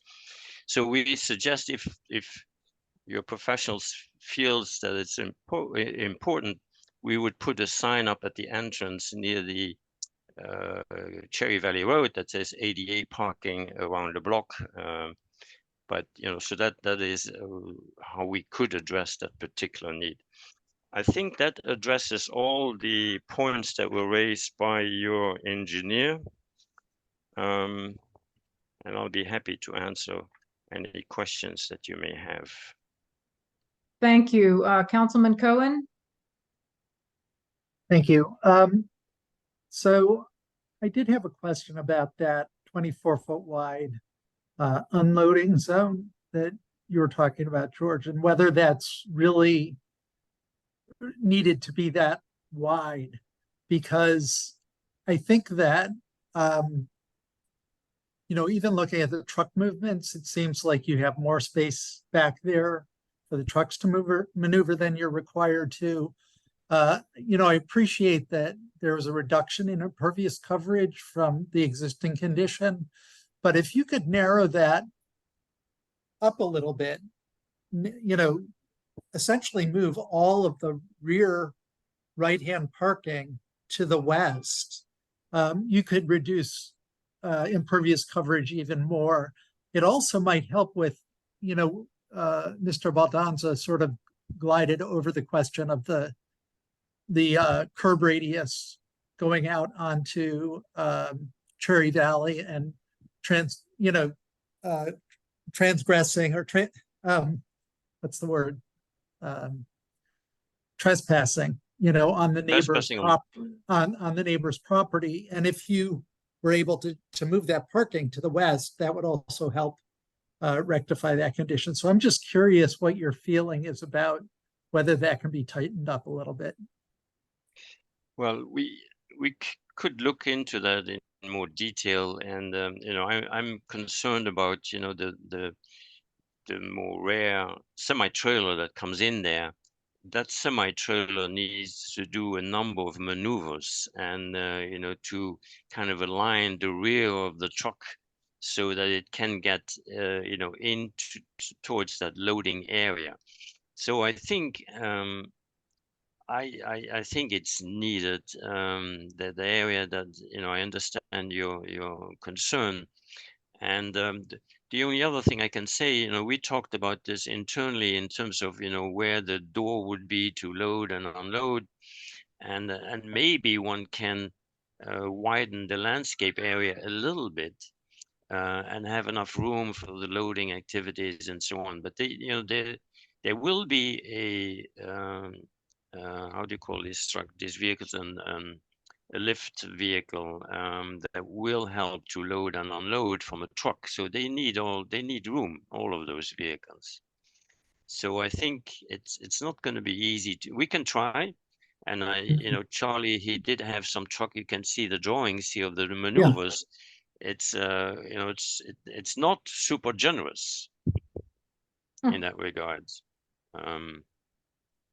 By the way, I forgot to address one comment, if I can. I think the traffic engineer also indicated the idea, recommended that we should look at, reversing the whole design and, putting the aisle on the right side of the building instead of the left side as we look at it now. And we don't feel that that is necessarily a good idea. He mentions the more ideal alignment of the traffic movements through the site. And I think, the alignment that we have here, in a way, is a kind of a traffic calming alignment. It's not a straight shot, which I think is very good. We don't like to see straight shots through here. And the other reason we don't like to see the driveway on the right side of the building, because it's way too close to the pedestrian crossing that's there. It's better to keep those driveways away from the pedestrian crossing that is there today, crossing Route 206. If you look at the aerial photo, you can see that's fairly close to the border between the two properties, the 820 State Road and the 830 State Road. So that was also a response to the traffic engineer's comments. George, if I may, great points about the movement of the truck. Would any potential middle ground be made by adjusting the 24 feet that is next to, right? And we could pull out, if Mr. Cohn is in search of additional pervious coverage, you could bump that out a little bit, perhaps, to trade off for keeping the parking spots in the same spot. It would be maybe de minimis, but it would be something. I could see, Right. I'm not solely interested in that. I'm, is also concerned about that trespass onto the neighbor's property. And by the way, looking at those truck movements, turning right out onto Cherry Valley is very, very tough. And I'm not sure how you're going to fix that trespass. And we've also, talked about eliminating left turning movements for trucks there, which, makes it even worse, because essentially the only way the trucks can get out, they can't get out onto 206. They can only get out onto Cherry Valley doing this really acute maneuver that is a little bit concerning. And that was part of, trying to fix that curb radius was one of the reasons for trying to move things over to the right. But I don't know. I also hate to, this is a giant tractor trailer. That was why I asked my question about the sizes of these trucks, George. It really feels like the tail's wagging the dog here, where you've got a size truck that may come here once a month or once a year. I don't know how often. And, it's driving the whole site design. I don't know if the owner has any control over requesting, what's the maximum size of a truck that can make deliveries. I know we talk about that sometimes for other applicants, so if you can reflect on that. You're right. And I think my response to this particular drawing that we look at, that very large semi-trailer, that is not the typical semi-trailer that's being used here. And if that semi-trailer comes in, it will drive over the other lane on Cherry Valley Road. I think that is a very common practice. that, you know, that truck will have to wait to make sure that there is a gap where the truck can drive over the center line to make that right turn. And that way we can manage, you know, this intrusion on the neighbor's territory. I think I feel comfortable with that. I think, you know, as a traffic engineer on the road like this, it's very common for very large trucks to make that maneuver. In fact, you know, New York State DOT allows that as a general rule. So I think that's the best response here. But it is, you know, good to design it so the truck can somehow get through there. Mr. Lesko. Yes, thank you, Madam Chair. So let me just preface this by saying I understand this isn't, you know, a Starbucks drive-through where there's cars coming and going, you know, or queuing or anything like that. I think the point that there's not many cars coming and going is well heard, including the trucks. That being said, was there any way of verifying the data that's in the report? It's, you know, and no disrespect to the folks at Galaxy Tile or to question their honor or anything, but it seems very weird to have the applicant, you know, collect the data. It seems like there's an inherent conflict there. Was there any cross-checking? No, what we did is we indicated, we gave, you know, fairly good instructions, you know, the survey sheets that we prepared. We drafted the blank survey sheet, and I had clear instructions for each kind of count type. So I trusted them. I mean, we can go back and count, you know, do an external count sitting in the car and observing the movements in and out.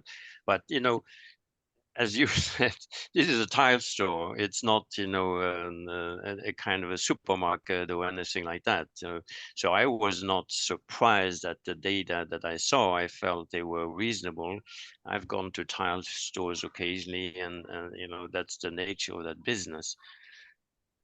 But if you know, if you require, we can go out and do a count, and you know. It's yeah, I felt comfortable, you know, having dealt with Stan and his wife, you know, working on this, that they would do that on an, you know, correct manner. Okay, understood. And then just one other question that might actually might be for the engineer, I'm not sure. There's a pesky utility pole in the middle of the site along 206 right now. It shows on the existing conditions as to be moved, but it doesn't show on the proposed conditions where that is going to be moved. Do you have any, you know, any thoughts as to where that's going and how that might affect, you know, the drive aisle or anything else?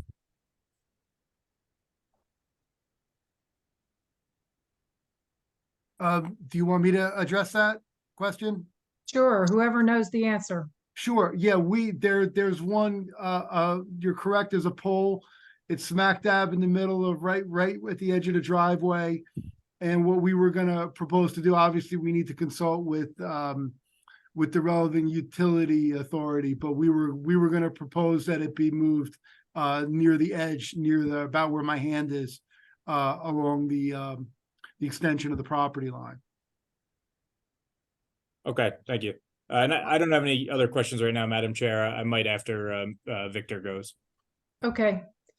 Mr. Anosike, and then I'm still hung up on the pedestrian movements in this inside here, so I'll have a couple of questions too, but Victor? So George, I heard your comments about the traffic part and the circulation, and they're well taken. The issue, it's not really that there's a lot of traffic expected here. The comments regarding the way the traffic volumes or the counts were collected, and I guess that's what part of what Justin just alluded to, is that in the report, we saw just a summary of the results. And I did comment that the methodology you used is appropriate. but the approach is what is the thing that kind of needed a little bit more clarification. ITE does not have any rate for a Galaxy tile. And typically, when ITE collects data, they collect data from several studies, very similar in size and very similar in character. So to do a direct proportion from a site that is situated in a plaza, to compare it directly to one that is going to be a standalone, their trip generating characteristics are going to be different. That's why in the ITE you have all these regression equations. They're not a direct comparison by size of the lot or size of the existing to the new size of the new one. There's so many variables. And I do understand that it might not change the conclusions, even if we come up with something else. My concern is this is a new territory. If we establish that this 2.5 is the rate, so then any new applicant that comes in future will have no recourse but to go along with that rate of comparing the size to the size. That is my concern. I just figured there has to be some additional factors that need to be included there to account for these other variables. Other than doing a count at a similar facility, like a tile location that is a standalone and close enough to a 10,000 square footage. Other than that, I think it only makes more sense to add additional factors. And I did comment that it's not going to change the number of trips, but it's just for the record purposes that I'm concerned about, that this is going to become a document to work with in future. Now, with regards to circulation, and you did comment about leaving it as a shared space, everybody finds their way. And the comment I made is that there's just too many conflict points in that open space there.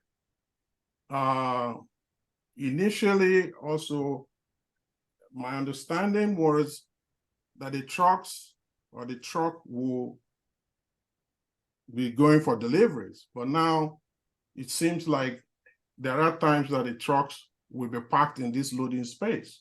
So that even adds more to the issue that I'm talking about. If you're coming out of this one way into this space, the driver expectation is that he's driving on a one way. There is nothing that tells him, hey, this car's coming in front of me, or there's going to be conflict or whatever. Is the expectation, the management of the expectation that I'm concerned about, especially the parking spaces you have as 10, 11, 12. Somebody who is driving in and his intent is to go and park there, it's not expecting that the cars or whoever is driving in from Cherry Hill, Cherry Valley Way, who will be in direct line of his path.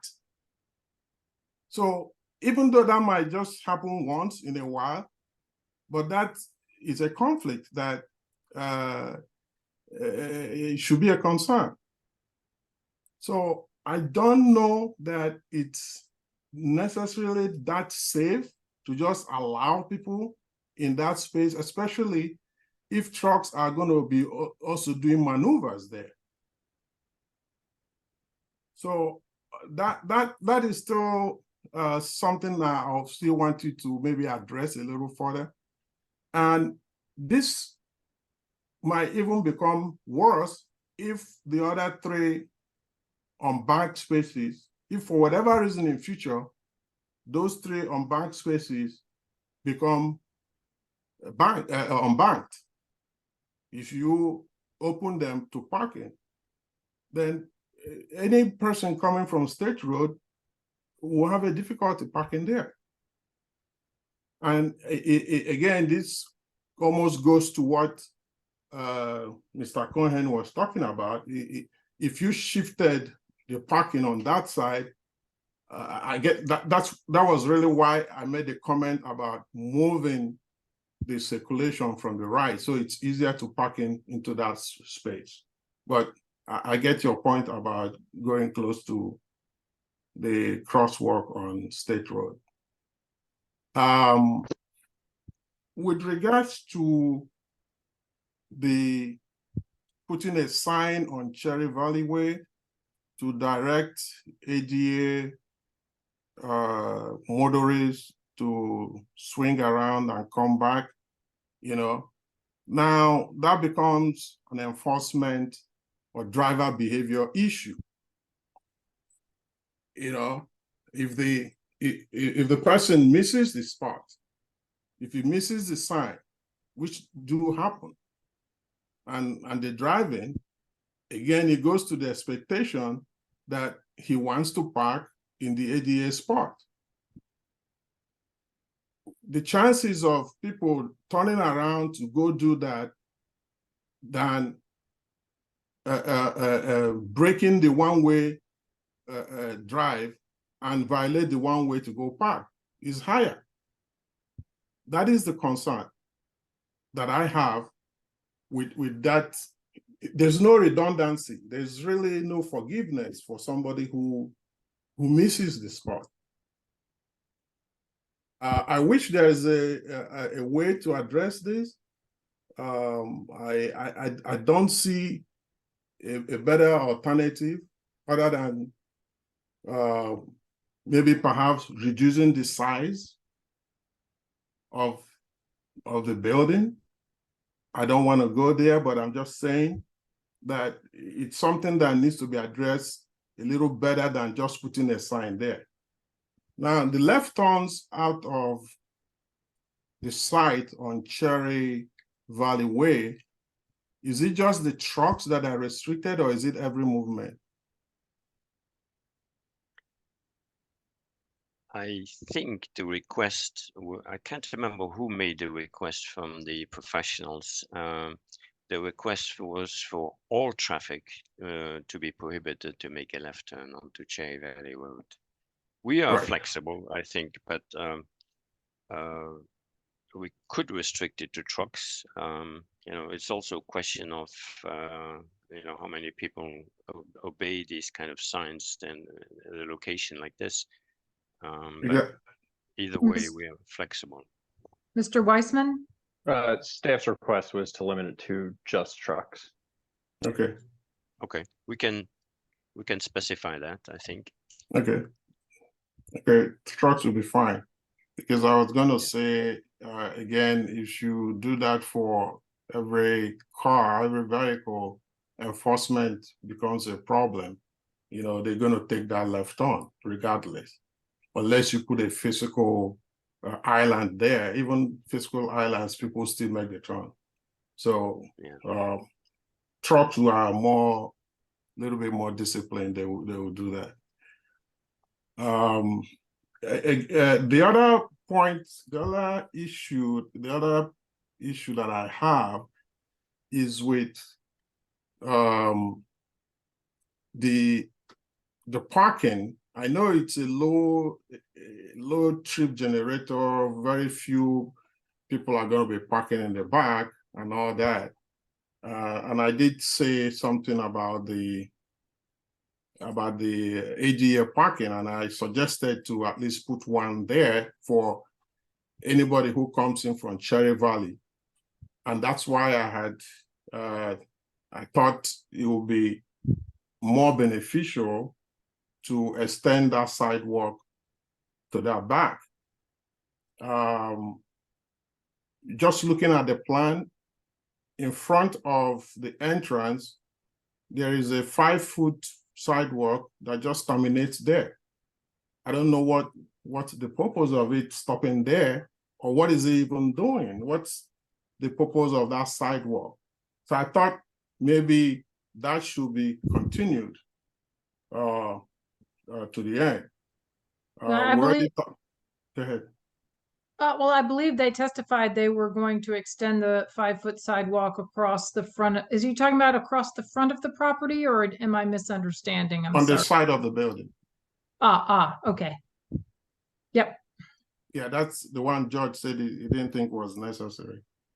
Yeah. So, again, we have talked about the parking space. The parking spaces are just abutting the side of the building at the minimum.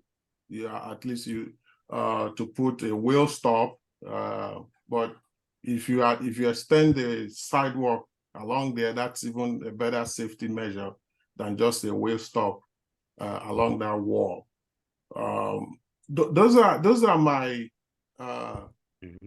those are the things I saw why I made those comments, and those are the concerns I had. I wonder if you can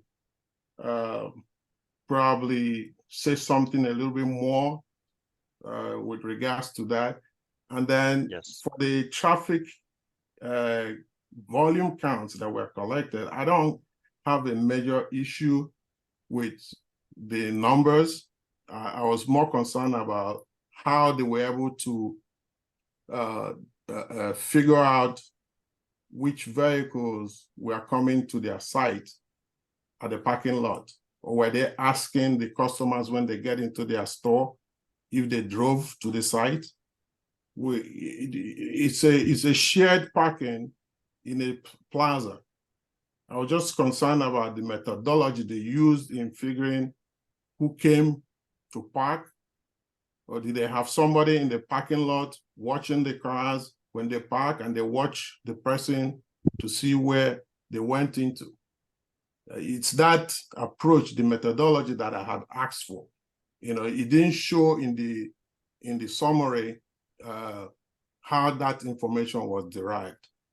I don't doubt that you gave them the right instructions, and I don't doubt that they did what you said, but it would be nice for us to know that they took all this into consideration.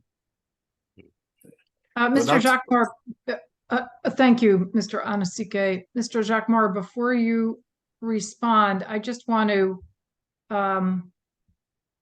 piggyback on one of the last points Mr. Anasike made regarding the sidewalk and connecting along the front of those existing slanted parking spaces to all the way to the back of the building, to give people who park in back a much safer way of getting in the front door than I think would exist without a walkway there, whether it's a sidewalk or whether it's a painted walkway, you know, with wheel stops. I would like to hear your testimony on whether there's enough room for the drive aisle behind, if those parking spaces are set back from the building a few feet to allow for a walkway there. And I dare say you may very well have as many people drivers entering the property from Cherry Valley Road as from 206, because a lot of people want to avoid 206. They know there's a back route. They will definitely, you know, take it, come down one of the roads that runs parallel to 206 and come in what is considered a back entrance. So I really think it's important to make it safe for people to get from those back parking space, not to mention the employees, to get from the rear parking spots to the door. So if you could address that too. And I know too that we're up onto 9 o'clock or after 9 o'clock. So we'll be taking a break soon. Okay. And I see, Mr. Bodegheimer, you're, Well, yeah, thank you, Madam Chair. But I'm just curious. I mean, these features of access across the site between Cherry Valley and 206 are features of the existing properties now. I mean, I'm just kind of curious what the obligation of the applicant is to control those movements. That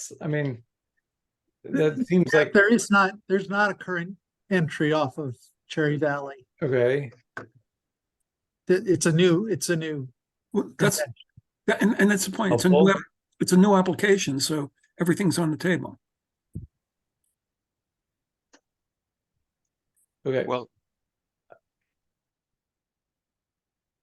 let me, I'll address, I have 4 points here that I wanted to respond to Victor's comments. First, on the methodology, whether the site that we surveyed is in a strip plaza or not, in my view, the way we did the survey was when people entered into the store, whether that was a contractor or a visitor or when there was a delivery being made to the store. We didn't count cars in the lot because I realized, yes, there are cars that go in that lot and they do all kinds of things. So I feel it is a survey of the pure destination trips to the existing Galaxy store. I feel that's the best way to do it in this particular case where it is located in a shopping strip. The other point of adding another factor, because we have this expansion, but Victor, you know very well, we have these equations, and the equations for retail uses are very clear that as the shopping area increases, the traffic generation rate decreases. And it's very often referred to as a shopping center effect. So that I think when we expand the traffic based on the pure floor area, that we're in a conservative manner, a conservative situation. So I feel very comfortable about that. You look at the ITE data, whenever, and even office uses as they expand, the traffic generation tends to decrease, and retail uses, traffic generation tends to decrease on a per 1,000 square feet basis. So I feel that we're very, very conservative. The expectation of, shifting from one way to two way. I like those conflicts. That's exactly, why people slow down. And in this case, they have good sight distance. The speeds are very low. The truck that arrives, or the vehicle, whether it's a truck or passenger car that arrives in the back, they have good sight conditions. And it's okay to be in an area where you have these conflicts. Look at the suggestion lane that Princeton University built on College Road and near that housing, I forgot the name now, Lawrence Drive, where you have the cars in the same lane in opposing directions. That is the real benefit of these shared spaces. People pay more attention when they don't have markings, when they don't have lane markings. And as you suggested, it would be very complicated here because the trucks and vehicles, they move in all directions and you have pedestrians. And it's these shared spaces that are safe. When we discussed, the space that I referred to earlier near the Frick building and the physics building on the Princeton University campus, at that time it was Urbitran that also suggested to include pedestrian crossings and stop bars and traffic lanes and everything. And there's clear evidence in our field that these shared spaces without all these signs in fact are safer. I refer you to, and when it's kind of interesting because when I made that presentation to the planning board, I think it was still the regional planning board at that time, the representative from Urbitran was advocating for that too. And I was saying, look at what the theory of, it's called sometimes naked intersections. There's these Dutch traffic planner, Hans Monderman, who takes out all the signs at an intersection, and he crosses the intersection, blindfolded, because people pay much more attention. So that's a little bit a similar situation. I'm not saying we should do any of these naked intersections, but it is, the behavior of, and that's, a big issue that we have, I think, in the United States with all our traffic regulations. We're over prioritized and over regulated. And I think this is a clear case where the shared space kind of theory or principles would apply. And go and look at that space, near the Frick building. You have bicycles and pedestrians coming from the bridge, the overpass. You have cars going to parking lot. You have trucks. There's a bicycle stand. There's all the things at the same time, and it works very well. So that's point number 2. And the third point on the ADA parking, we talked about internally with the engineer, could we have ADA spaces in the back? If we do an ADA space, we cannot meet the requirement for 31 spaces that the zoning would require. And we feel that, we also feel, we know that we have more parking than what we need. Our estimate was, for the peak parking demand would be 15 spaces. And we know that obviously, and there are 21 spaces in the lot.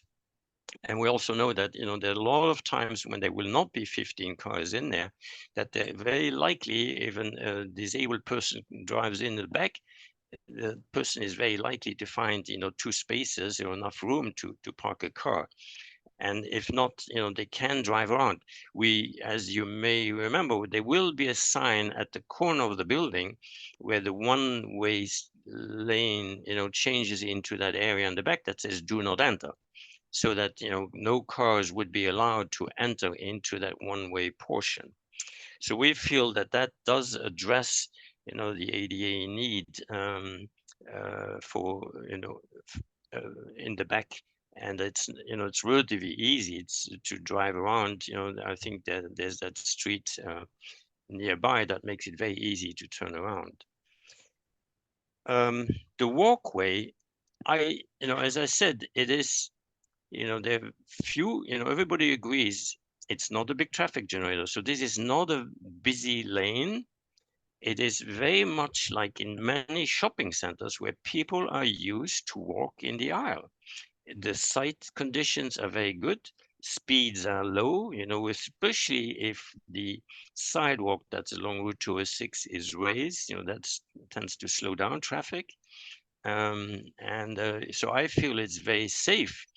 And, again, it's one of these situations where people are used to walking and they pay attention when they do walk in that area. So I feel it functions, and there's not enough room to add a pedestrian lane. And again, I would also not mark a pedestrian lane in that traffic lane. I don't know how wide the traffic lane is right now. Charles, you may be able to figure that out. How I wide was is the suggesting lane? extending the sidewalk so that the pedestrian route would be in front of the cars, not behind them. Right. Well, is there yeah. room? I guess that's one of the things. I see an 18.5-foot drive aisle. We do need that. The cars need that distance to get in and out. Typically when we have perpendicular parking, 90-degree parking, we need about 24 feet, 22, 24. And at this angle, we do need the 18.5. It could be that 17 feet would do it, but there's not enough to allow a full width sidewalk. So that's, I feel it's safe. It's if you look at other shopping areas, it's a very common condition, and people do pay attention when they are in a situation like this. Especially here, it's 18.5 feet as opposed to 24 feet, for instance. Other questions for Mr. Jacquemart from board members? I had a question. Casey, oh, I'm sorry, Mr. Muller, go ahead. Yeah, I had a question for Mr. Anasiki. I gather from what Mr. Jacquemart said, there's going to be a sign at the northerly end of the one-way aisle. It says no entry or something like that. But is there, That's correct. I'm sorry? That's correct. Do you have any concern about people entering at, from Cherry Valley and actually going down the one way, the wrong way, if they see a vacant angled spot? Just seems to me, I'm just. Well, that's the point I was alluding to, for not just the ADA parking. If somebody drives in from that Cherry Valley and they don't see the ADA and they know or they see it here, they probably more than likely will be tempted to violate the do not enter to go park the wrong way than going around the block. That will be the first expectation of a motorist. There's nobody here, I'm going to do it. Yeah. So that is the concern I have with no, without any redundancy. That's why I suggested perhaps to put one of the ADA spots in the back, so that if that happens, the person will see the ADA spot to park and then find their way to the front. But then if the person is on a wheelchair, they will have to traverse through the drive path. Well, yeah, which seems crazy to me. I mean, Which is why all due respect. I mean, I have thought that a sidewalk, same issue. Sidewalk to the back makes more safety sense. But if there's not enough room for it, then that's the that addresses that question. And I really dearly hope that I live long enough to not spend hours talking about parking it with every application, honest to God. Mr. Cohen, and then if there are no other questions, and I'm not trying to cut things short, I just want to be mindful of taking a break for folks. But David? I just wanted to comment that this doesn't feel analogous to the common condition that we find in shopping, in parking lots where the patrons walk down the drive aisle. And the reason that I think this is different is that usually the drive aisles at, in these shopping centers are two-way, and there's lots of room for a driver to go around a pedestrian who's walking. Here it feels narrow. I'm reassured that it's 18.5 feet because that does give some leeway for drivers to avoid people. But I do want to pile on Victor a little bit and say, to have a handicapped spot in the rear, really, a wheelchair user is much less visible. They're lower to the ground than a pedestrian, and I would hate to see them coming down the drive aisle. So, yeah, if there was room to do a sidewalk, it would make sense. And then, obviously you have to point out that if the building were narrower, you would have room for a sidewalk. I don't know if this issue rises to that importance, but I just throw that out there for the members of the board when we're deliberating to, decide if they think this sidewalk is important enough to require the building to be made smaller. Mm-hmm. Okay. Thank you for that, David.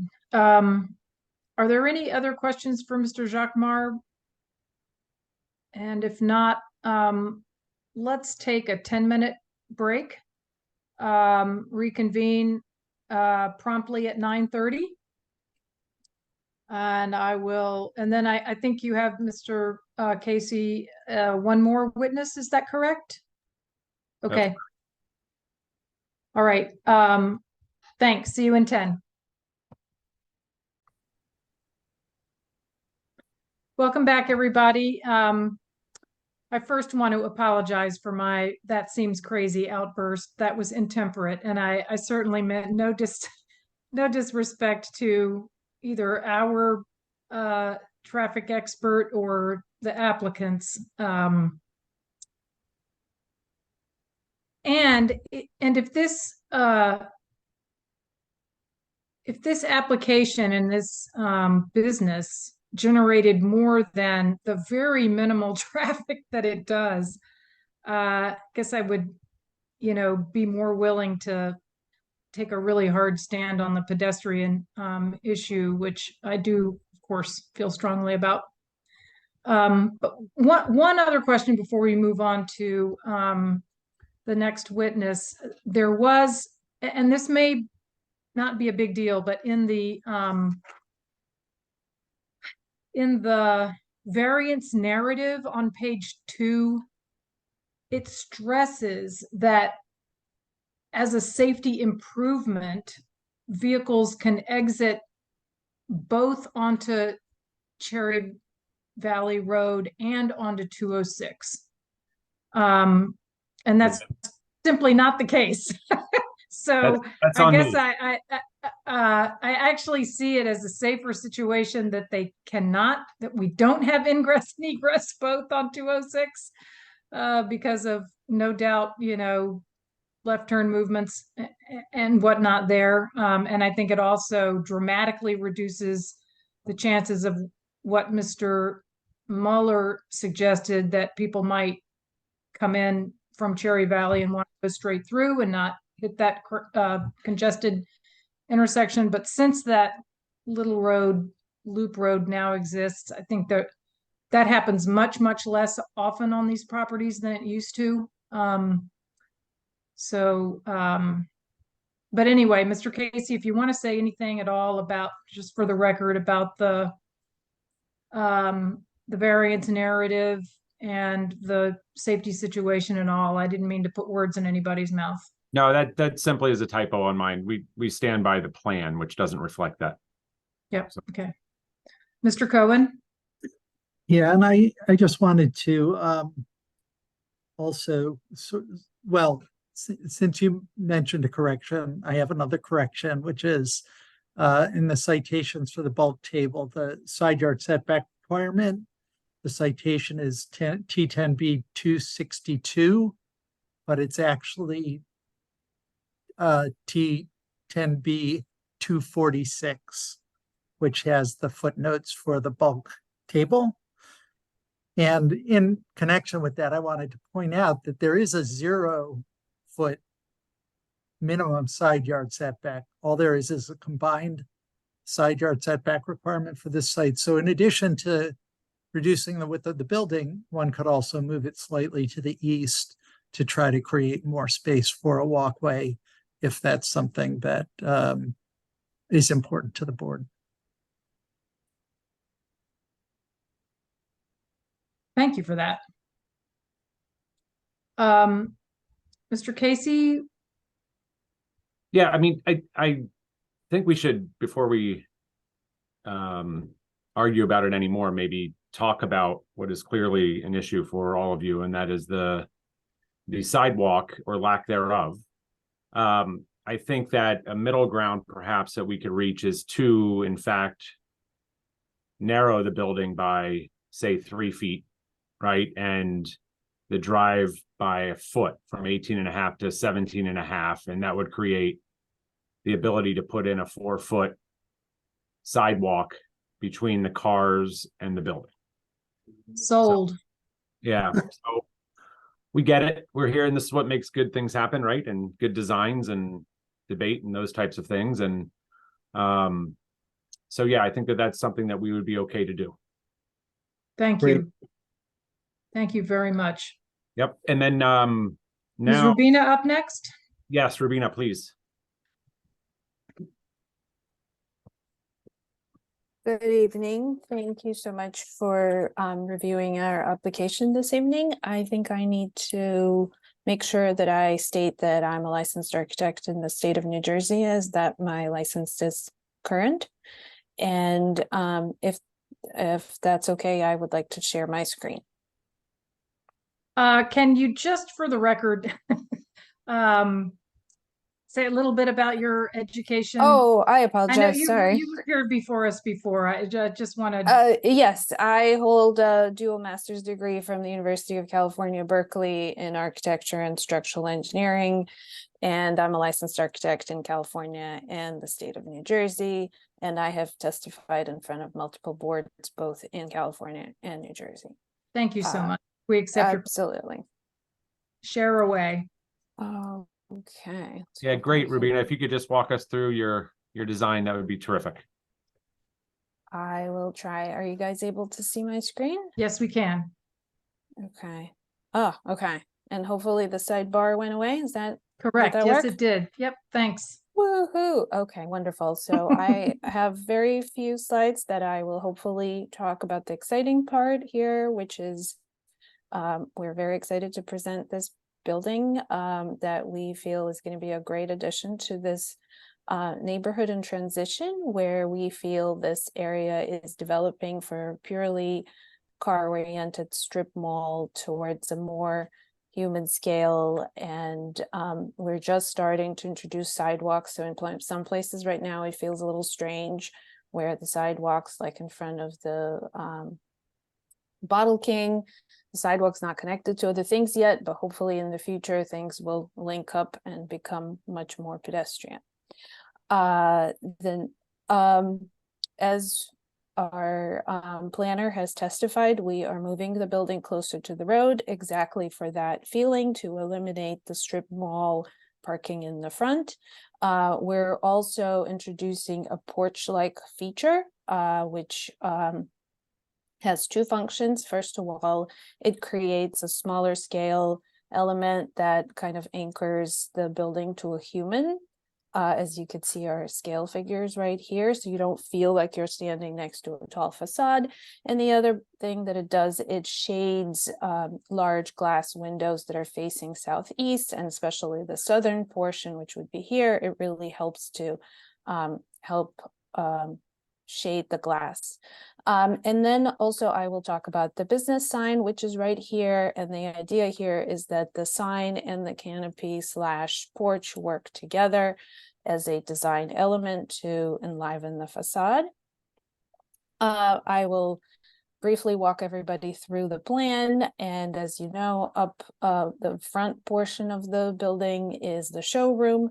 The back is the storage, and we are proposing a porch out front right here, what we're calling porch, but it's really a shading device and a place for staff to have lunch. And also sometimes when you go shopping and you need to go outside and, you know, have a conversation with your spouse about who gets to pick tile, you know, it's a good place to have that conversation.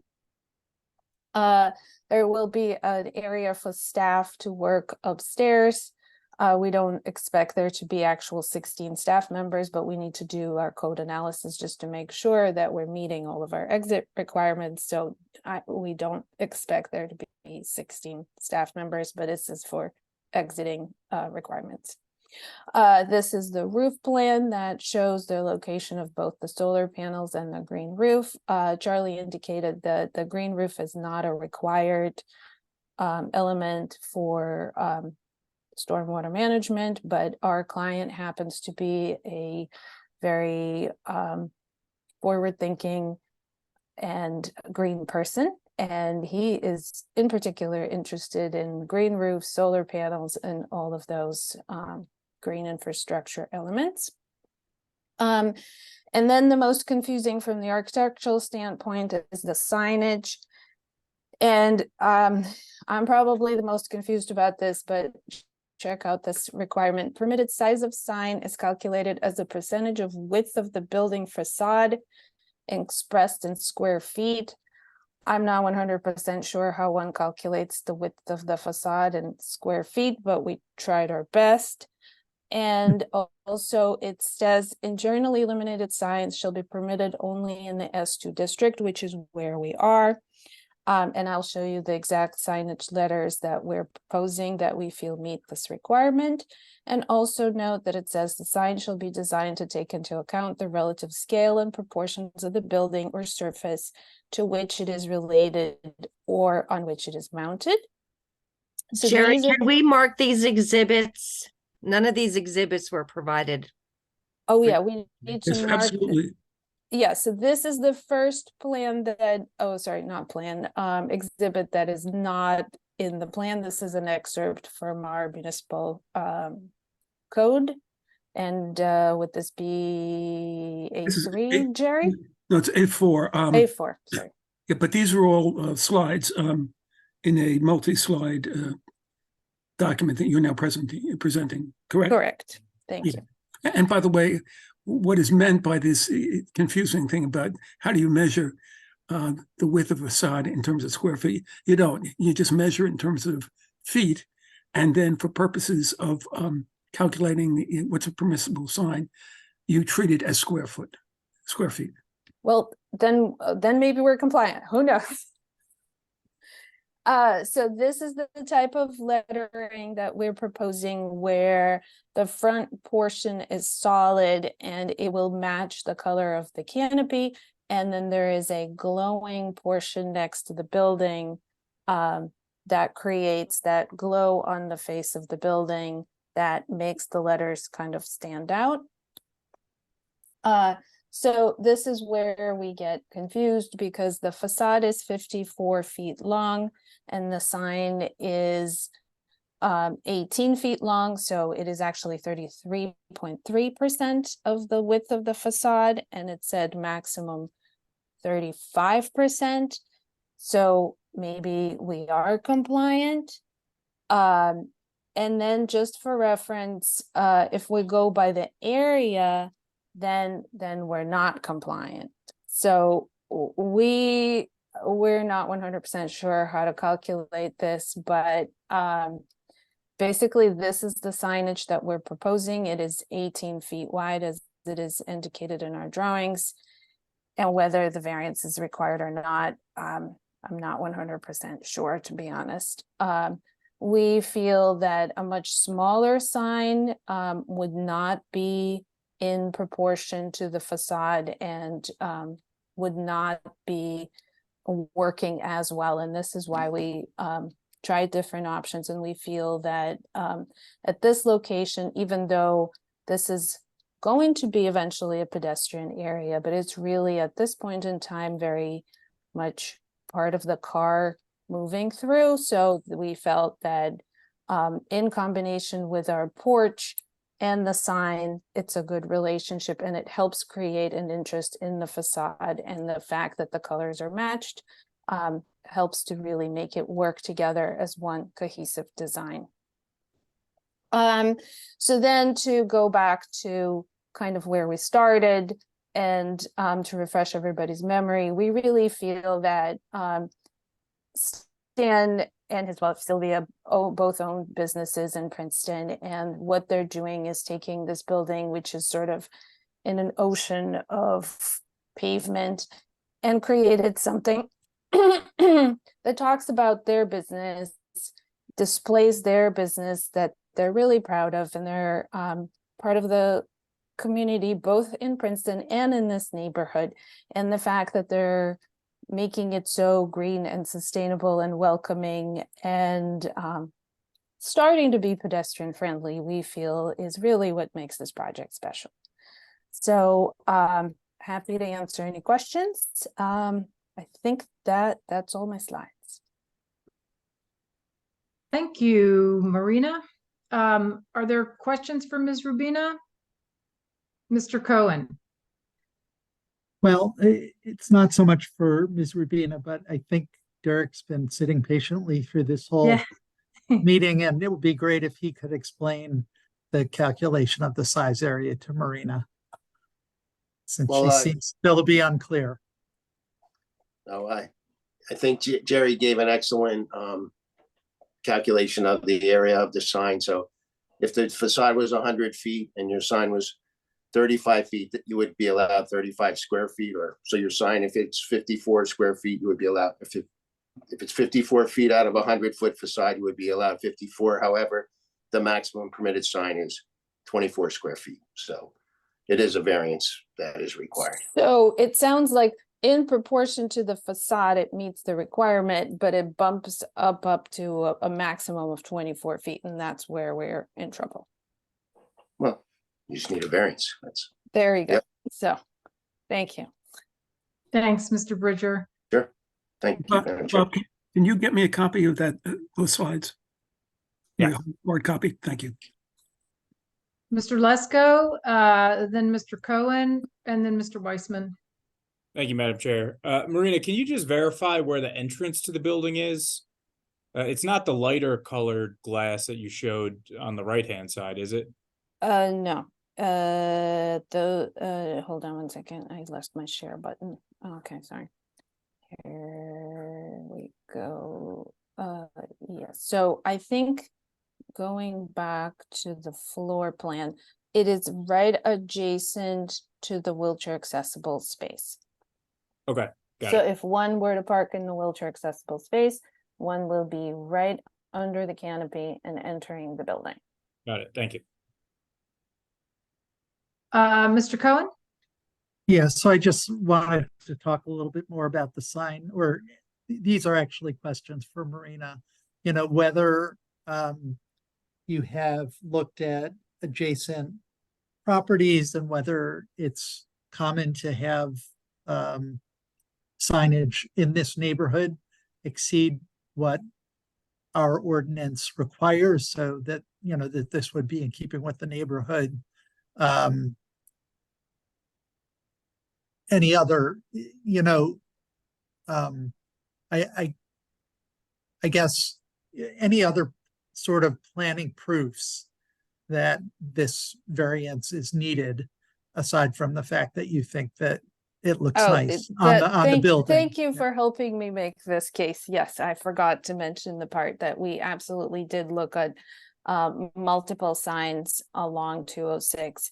And I think we would be all hard pressed to find something that does comply. It is a very different location. The signage is much more oriented towards sort of central locations.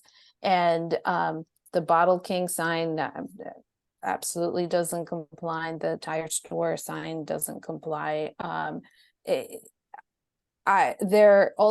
noticed that some of the businesses have multiple signs. A lot of businesses have a large sign on the building and a monument sign and another sign. We're not proposing any of that because we're lucky that we only have one business at one property, so we don't need a sign with multiple names. So we're taking that, sort of concentrating in one place. It is consistent with the neighborhood that all the signs are exceeding the maximum allowed. And also the fact that it's very much part of the design and it works with the canopy, that it becomes part of the feature of the building much more than just a pure, let me just tack on a sign on the building. And is that part of your thought process that proportionality really matters here as well? That if it was Absolutely. if it was 24 square feet, it would probably, it would just feel that something is wrong. Yeah. So thank you so much, David, for bringing that up. Marina, would you also say that it promotes a desirable visual environment? Absolutely. Yes, that's very much in keeping between the relationship the canopy starts to create and the linkage between those two elements. Yeah, and then in terms of safety too, and being able to see that that's your location, that it's readily visible, correct? Right, right. Of course, we think that everybody's going to think of this such a wonderful building that everybody's going to know where it is, but it is important to know where you're going if you're there for the first time. Yeah, and the only thing you said that I would take issue with is that all the signs are oversized. The ones you named certainly are, and I'm, you know, I also don't have a problem with this, but there are certainly a bunch of signs that are along that stretch that are not oversized. So I just didn't want, you know, for that. Right. I think that if we use that, if you use the width of for example, the Lucy Ravioli building, you have to consider every individual storefront. So then if you do 1/3, then that's oversized. Yeah. I see your point. Okay. It's really, really hard in that location to kind of, if you have multiple businesses, you run up against another limit. So. And hey, you're- I love the Trenton Makes sign, so what can I say? I'm not a sign cop. Mr. Weissman and then Ms. Sachs. Thank you, Madam Chair. Just a point of clarification. So if the reduction in the building width is 3 feet, if there's no other changes to the building, it would result in a reduction of floor area. The point being is that required parking is based off of floor area. So if no other geometrical changes are proposed with the building, and it's just that 3-foot reduction, currently the required parking based off of the plans that we've reviewed are 34 spaces. With this reduction, it would bring that to 33 spaces, which is what the applicant is providing. So the parking variance would no longer be required. Great. With that as well, the required signage with this reduction, our report notes it as 18.9 square feet required. That number would be reduced to 17.85 square feet. I was just gonna say, then the facade's gonna get less wide, then I'm gonna have a bigger signage variance. So, Understood. thank you. Thank you. Councilwoman Sachs. I just want to say, from an aesthetic perspective, I really actually think the larger sign makes a big difference in terms of just tying the whole appearance of the facade of the building together. But I just wanted, for the record, Marina, you mentioned both Bottle King and Mavis Tire. Those are very long evenings that I remember undergoing before the planning board. And could someone, for the record, I don't think that we mistakenly, could we just clarify what happened with those signs? Did we grant a variance, or did someone then make a larger sign that we didn't grant? I just would like to clarify for the record what the situation is on both of those sites. Madam Chair, I'll try. Yeah, Mr. Bridger, go ahead. I know there was a variance granted for the tire store, and I believe there was a variance granted for both, if not one, if not both of the signs at the Bottle King. So they were not as of right signs. That's what I thought I remembered, but it was a long time ago and very long evening. So A lot of thank you. meetings. Yeah. Thank you. Are there other questions for any of the witnesses we've heard tonight before we go to public comment? Not seeing any hands go up, so I'll open the meeting to public comment. Now, we have 5 members of the public attending, and Josh Zinder had his hand up. Now Caleb Firing has a hand up as well. So if you wish to address the board for your 3 minutes or less, now is the time to raise your hand, please. So anyone who hasn't raised it and wants to speak, please do so. And welcome, Mr. Lesko. Go ahead.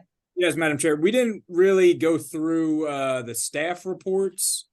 Oh, I'm sorry. Any that weren't covered. Yeah. I'm sorry about that. Let's take the time to do that first, so that members of the public don't have to miss that before they speak. So go ahead. Apologize for that. Sure, I'd be happy to start then. Yes, please. We covered a lot of this. My concern was about the pedestrian path. We worked that out. Concerned about Mr. Anasike's concerns, and we've talked through a lot of them. The sidewalk on 206 as well. I'm assuming there's going to be grass between the cartway and the sidewalk. It wasn't really clear on the plan, but can you confirm that, Mr. Casey? Or Yeah, I'd have to see the plans. You're saying on Cherry Valley or on 206? On 206. So grass between the sidewalk and The curb. The curb? Yeah. Yeah, so there will be, yes. Okay, as expected. Yep, absolutely. And then when you expand that to 5 feet, as you said earlier, is that going to go into the grass, or is that going to go towards the building itself? Charlie? Is that gonna go, I'm assuming that's gonna go into the grass. What was the building? Yes, that would be the case. We would go towards the building. Right. Okay, thank you. And then I was just curious about the trash. I don't think we really got into that yet. Are you expecting additional deliveries with the additional storage space? Even though, you know, the applicant testified maybe only 1 to 2 more employees. And then if you are, or even if you aren't, how are you going to kind of coordinate the trash truck going into the dumpster, you know, whether it's once a day, once a week, as well as those deliveries? Yeah, so no additional trash impact. And communication with the company that picks up the trash, and what is mostly our Sprinter truck and truck that we know when it's coming will be coordinated by the by Stan, the owner. Okay, understood. And will that dumpster be screened? And what materials? Yeah, Charlie's got that covered. Yes, let me answer that. We have a detail. We have a wooden trash, dumpster enclosure. We have the details on one of the detail sheets. Okay, that's on there currently. I Yes. apologize. I must have missed it then. And I think that's about it for my comments, Madam Chair. Great, thank you. Mr. Weissman and Mr. Bridger, do you have anything to raise that the applicant has not addressed from your memo? No, I just, go ahead, Dan, excuse me. I was going to say, I don't, I know there's a couple items that the board is going to deliberate on, so nothing further at this time. And I Justin, do you have a comment on the idea that the screening for the properties on both sides is going to be on the neighboring properties? Well, I think from what I heard before, there's that white fence already, and there's going to be screening in front of it. And then on the other side, if I'm reading correctly, the applicant's putting up a fence. No, they're not putting up a fence. No. Okay, so you're just using the existing, kind of brush, if you will. That's up to the board to kind of opine on. It's there. It doesn't, it's not necessarily pretty, but in terms of screening from the, parking lot to parking lot, it seems like it does the job. And that's just for that one area that has the 3 parking spots. So there's going to be some landscaping that goes in as you work towards 206. So yeah, and that green that's there, the scraggly, messy stuff is currently on the other. There's a little retaining wall, and then it's on the other neighbor's property. Got it. And Justin, in terms of this whole wave style bike rack, I was going to put a condition that says I can't do that. They've already testified that they want. I understand, but probably it's worthwhile having a condition. Absolutely. Yeah. And I think we need to, staff needs to work with the applicant to figure out where those should go, in addition to the types that we have listed in the ordinance as ones we like. Okay.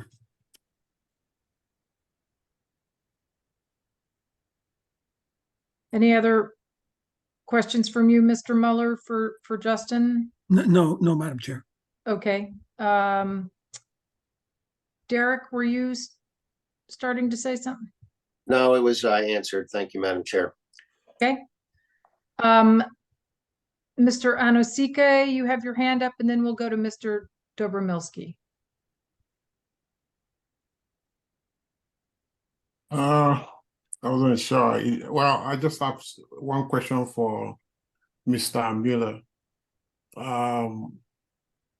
Do you think, would it be necessary to have a Title 39 jurisdiction extended to the municipality? That's an I'd like Derek and Dan's reaction to this. That would be pretty unusual for something this small. Small. That's what I thought. I didn't hear your complete statement, Mr. Anosaki. I said, would Title 39 jurisdiction extension to the municipality, would it be necessary for this site? I don't think so. I'll defer to Dan. It's more of an engineering. Yeah, I don't issue. think so as well. Okay. I thought so. Okay, thanks for raising that. Mr. Dobromelski? Good evening. Thank you, Madam Chair. I think the applicant agreed that most of the comments in my report, and most of them dealt with modifying some of the selections of plants and types of plants in order to better achieve conformance with either the screening from Cherry Valley Road or the providing shade in the parking lot. The question about the buffering is probably the most significant issue because they're relying fully upon, as they indicated, the fence on the east side, which is a nice new fence, but it's on the other property. And they are putting some landscape between that and the parking at the back.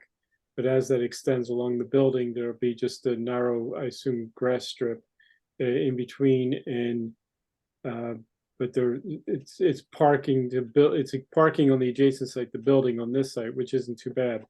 The other side, which is the southwest side, the left side of the site as we're looking at it from 206, there's an existing, now the grass area on this property exists about 8 feet wide. With this new construction, it'll be reduced to about 1.5 feet, 2 feet wide. And they're relying totally upon the landscape on the adjacent property. And so that's just a really narrow strip. If you look at the aerial, it looks like there's not much on that other property, the building and stuff, but there's also a little bit of grade change there. And so it's really hard to figure out if there really needs to be some type of even a low fence or something in that area to kind of separate the two properties or not. That's, I think, what the comment was about. That was the need to evaluate that. As you go back further, as they indicated in testimony, there'll be a low retaining wall at the back where the parking is.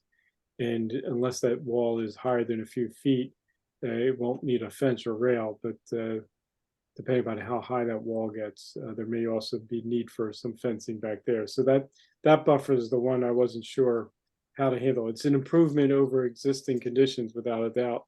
Overall, the existing trees are not anything to write home about except for the one on the adjacent property. So I think that really comes down to, from my opinion, that buffer and what does the board feel comfortable with. Well, if I may, I would note that on the one side where the existing greenery is on the neighbor's property, the view is to the back of that building, right? So it's not as though you're there's no cars that are even facing it. It's like the entrance in the rear to that building, just for what it's worth. We are relying upon that neighbor's shrubbery, right? And that small space that we have, but to diminish the impact is that we're not looking at or sharing space that is seen by customers, even seen by neighbors, frankly, except maybe a guy going out to a dumpster, that type of thing. Well, again, I mean, that's the question. The question is, I mean, both ways looking at it, though. I mean, you're also looking at the back of their building and you're getting closer to it. So question is, I mean, I think overall you're doing an unbelievable job of beautifying the site. But that's the area that's going to be kind of look unfinished. And that's on the western side, Dan. Yeah. Yeah. Okay, thank you for that. It'll be something that the board has a chance to talk about a little bit later. And if I may, with Dan for a second, Dan, I jotted down that there were potential conditions in paragraphs 1, 2, 5. Well, we've just talked about 5. 4 and 4 and 5. Oh yeah, 4. 5. I also had 6, 7, and 8. Yes, correct. Okay. They kind of agreed that most of, like I said, it was adjusting things. Yeah. Kind of agreed that they would work with everybody to do that. Yeah. Okay. Thank you. And based on testimony I heard before, it seems like we don't need to decide tonight what what trees get picked and stuff. We'll see it at the landscape committee. That could be a condition for landscape committee review that will make things easier this evening. Mr. Cohen? Yeah, I just have a technical question about this buffer requirement. My understanding is that the code says that either a planted buffer will be provided or a fence can be substituted if conditions aren't amenable to planted. But if we don't have a planted buffer or a fence, are we talking about a variance? Are we talking about a waiver? Do we need to add that to the list of the variances? Jerry, that's for you. Yeah, where is that requirement in terms of buffering? Is that in the the zoning section or the site plan section? Derek, It's in the zoning ordinance. I believe it's the zoning ordinance, excuse me. The zoning ordinance. 288, I'm pretty sure it's zoning. Yeah, then it would be, then a variance. 288. Variance would be necessary. Because as I've mentioned to the board before, strangely in New Jersey, whether something necessitates a variance or a waiver / exception depends on where it's placed in a particular ordinance. So in West, That's something I've wondered about and never knew before. So yeah. learn something every day. Okay. Other questions, or have I missed anybody? Mr. Scoopian, do you have anything to say? I think they said they agreed to all of your suggestions in your memo. Absolutely. Yeah, the testimony is fine. It addresses the comments in my letter. It's a fairly straightforward design, and they've met all the requirements. We just need to have some details worked out on the porous paving. Right. Great. Thank you. Do we want I'll take the opportunity to say that it is really nice to see a site become more absorbent. Yeah. It's really something we need to get good at in Princeton, and this seems like a really good example. So It was what we used to call good non-structural stormwater design. that's right. Okay. Other questions before we go to, or any other, I haven't missed anybody. Well, what about wrote a memo, have I? Dan and Derek? I mean, obviously they have a lengthy memo. We really haven't gone through that.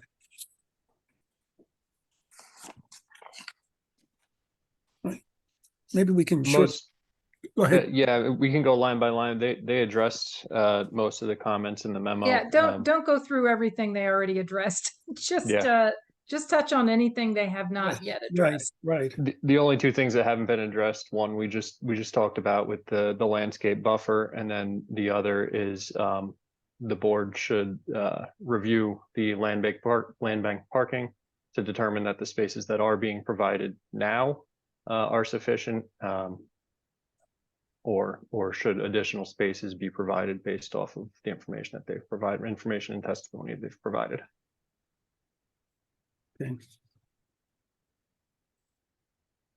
Okay. I don't have anything to add. Thank you. All righty. Good. Thank you. Then I think we are at last ready for public comment. So I'll open the meeting again. I guess I didn't really close it before, but open the meeting to public comment. Mr. Zinder is being brought over. If there are other members of the public who wish to speak, now is the time to raise your hand and you'll be brought over in the order in which hands were raised. In addition to Mr. Zinder, there are 5 attendees other than the participants who have contributed so far. So welcome, Mr. Zinder. If you would unmute yourself and activate your camera, Mr. Muller will swear you in. You raise your right hand. Yes. Or affirm the testimony you were about to give will be the truth. Yes. So sworn or affirm. Please state your full name and spell your last name. Joshua Zinder, Z like zebra, I, N like Nancy, D like David, E-R. Okay. Thank you. Go right ahead.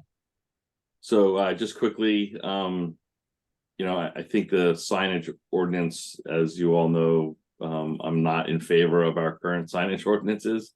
But having sat in on both of those other hearings, Mavis and Bottle King, as I recall, both of those, the facade signage, they reduced their facade signage to be compliant, so they didn't have to deal with the variance. They might have had other signage variances, but and if you look at both of the buildings as a percentage of the total, they're not. I'm not saying you shouldn't approve it tonight.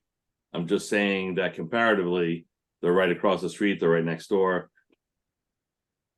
You know, just consider it. And then the other thing is, I might suggest that since the applicant was talking about making it more pedestrian friendly, it might be worthwhile to make a connection between the sidewalk that's going there and their porch area, so that somebody could actually walk without going into the street or their parking area. So that's it. Thank you. Thank you. Did you catch that fish? That's behind you and you're, never mind. I Yes. don't want to make this meeting go any longer. Thanks, Mr. Zinder. I moved there- Caleb over. He didn't have his hand raised the last time, but it was raised several times previously. Okay.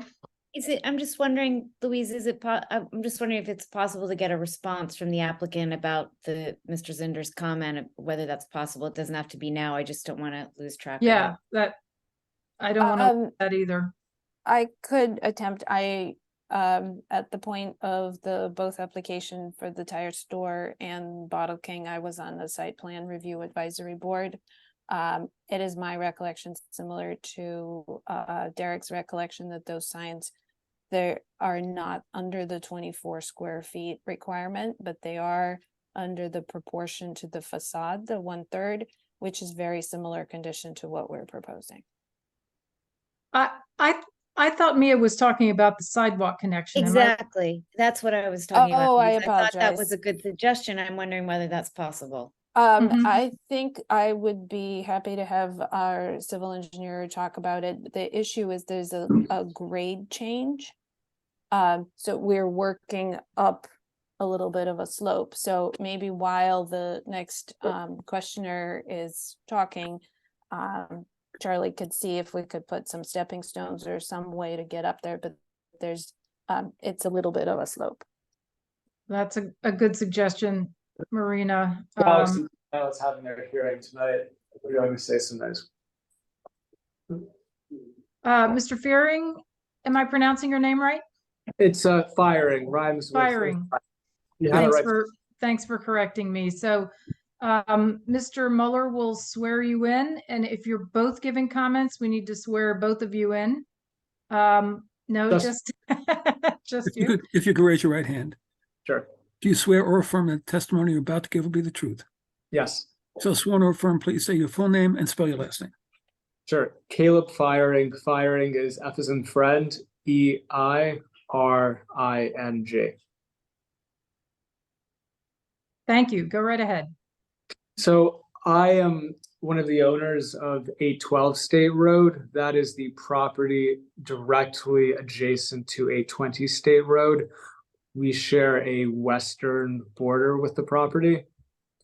I have 3 comments to make tonight. The first is just a thank you to everyone for providing an insightful and informative discussion. We think there have been a lot of good points raised tonight, and that we're ending up with what is a very good plan, we hope.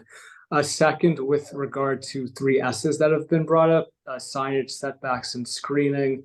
With regard to signage, we're supportive of the proposed Galaxy Tile facade signage. We think it's important that signage is visible from 206 and you don't have motorists squinting as they go by trying to locate their destinations. With regard to the setback variance, we're also supportive of that. We definitely want to see this corridor become more of a pedestrian-friendly area that doesn't have parking fields in front of buildings.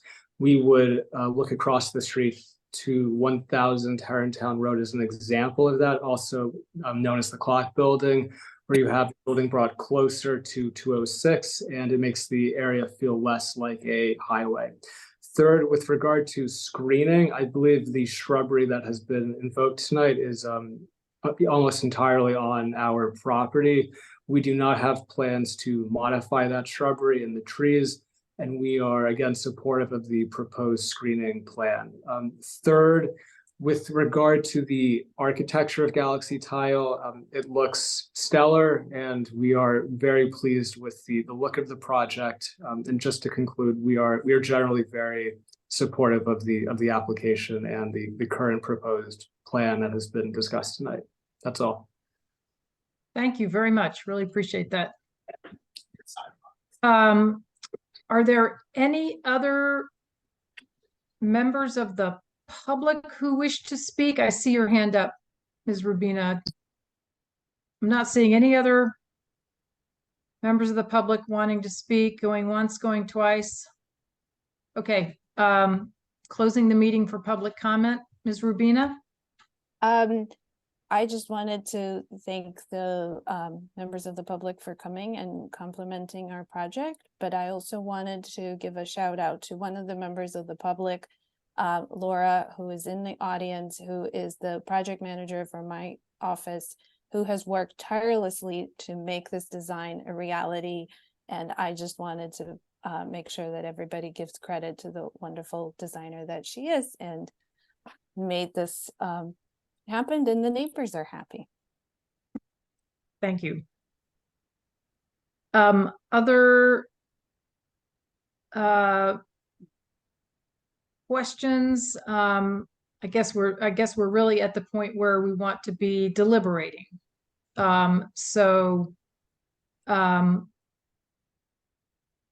Anyone who'd like to express your thoughts about this application, now is the time to do it.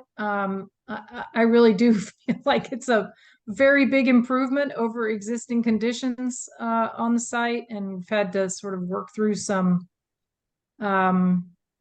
sticky issues, but I'm grateful that the applicant has been so accommodating of a great many comments, and I'll stop there. Ms. Capozzoli? Thank you. Yeah, I feel like in general, it's a really great project, and I just wanted to get clarification on the two things. Number one is how much sidewalk they can provide, and number two is, even if there is screening on the neighbor's side, do they need to have a fence there, or do they need to have a variance?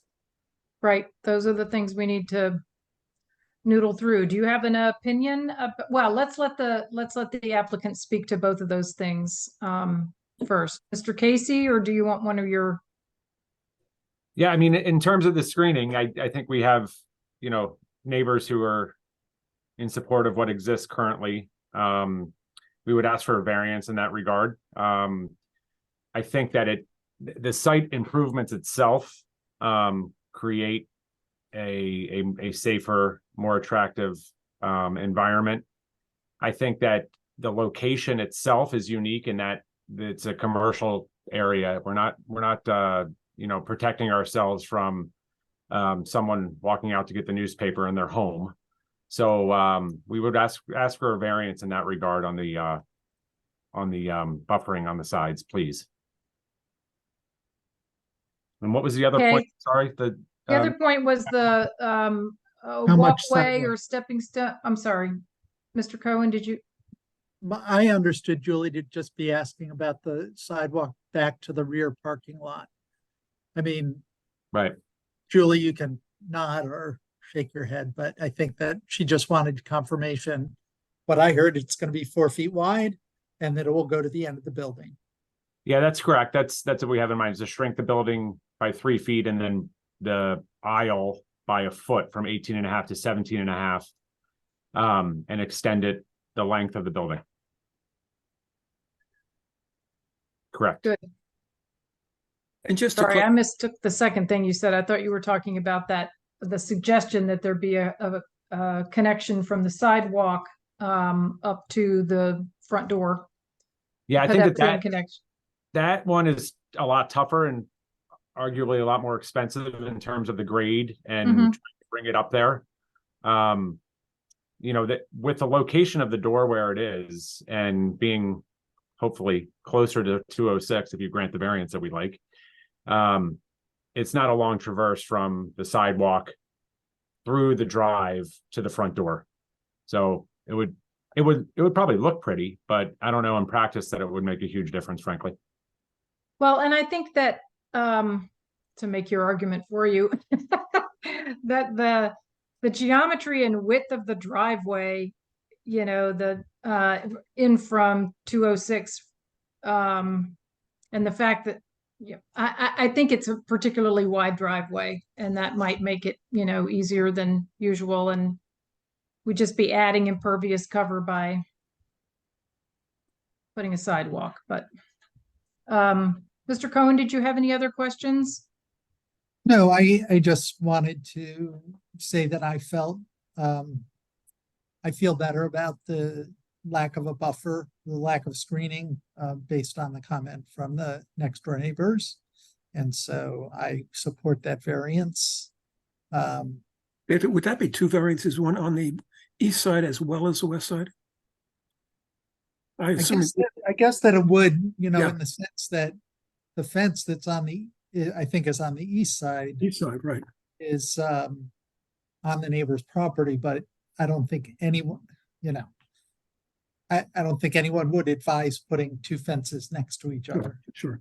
So that one's an easy one for me, but the other one's a little more of a question, but I'm feeling comfortable with it. And with the offer of the sidewalk connecting to the rear parking lot, that was my other big concern. So I'm pretty comfortable with the application as a whole, and not trying to cut off deliberation by the board in any way, but I know it's going to take Mr. Mueller about a half an hour to read through all the conditions because there are a lot of them. So let's leave time for that as well. Yes, let's do. Mr. O'Donnell? And I'll make this very quick. I just want to thank the applicant for their flexibility. And I think that what was a good application coming into this has become an even better one because of our deliberation, because of our conversation tonight. The only other question I have is, do we still need a variance for the parking, or we no longer? No, I don't think we do, based upon what Dan said a little while ago. Okay, I just wanted to make that clear. Okay, Yeah. thank you. Mr. Lesko, and then Councilwoman Sachs. To the question about if a variance is needed on the eastern side, that section about screening gives a lot of flexibility to the Board of Jurisdiction. I don't, with the combination of the plantings that are there and obviously knowing what's on the other site, I don't necessarily think a variance would be needed, especially if it were to run with the land for that side. Derek or Jerry can disagree, but that's just, you know, kind of my perspective on that. Yeah, Derek, what do you think? I mean, they don't have screening. I think they need a variance. I mean, I think They it's a have a bunch material. of trees over there. Yeah, I mean, I think the ordinance calls for a screening or a fence, or the board can make a decision, but the fact that the fence is on the other property, you know, they don't have screening, they're relying on the neighbor. I think it's a technical variance, but I think the likelihood of that fence going away is highly unlikely. So I don't think it's a material point. But they have like a dozen or more trees Yeah, over there. yeah, Is that not point the, I taken. mean, maybe I'm misunderstanding the, No, you're exactly right. It just it calls for like a screening of understory plantings, and so yeah, it's I don't think I could go either way. I mean, No, the screening is accomplished. So yeah, I agree with Derek. The trees would not indicate screening. But I guess my point is that, you know, if you're saying those trees are an adequate buffer, then that's essentially a condition. If you're saying it's a variance from having to screen, you know, I don't know if that protects having those indefinitely. Right. Well, that's a good point. Yeah, Derek, what do you think? I mean, it's the same on the other side of the. If somebody redevelops 812 and that the shrubbery goes away, then they don't have screening on that side. So, Right. Right. But the screening on the east side, not the screening, the trees on the east side, that's on the subject property. no, it's on the subject property. It's, Yeah.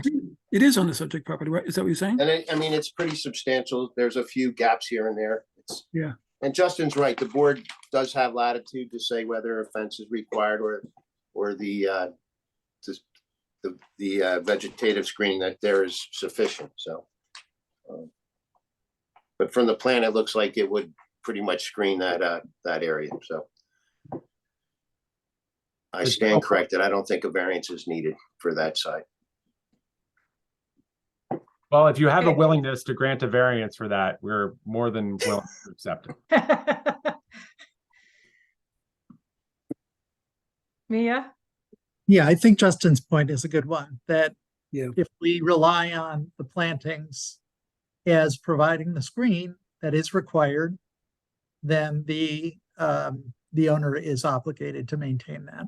And I think that's a benefit. So I Yeah. think Good point. given a choice of, we could go either way, I think we should go that way and not consider it a variance.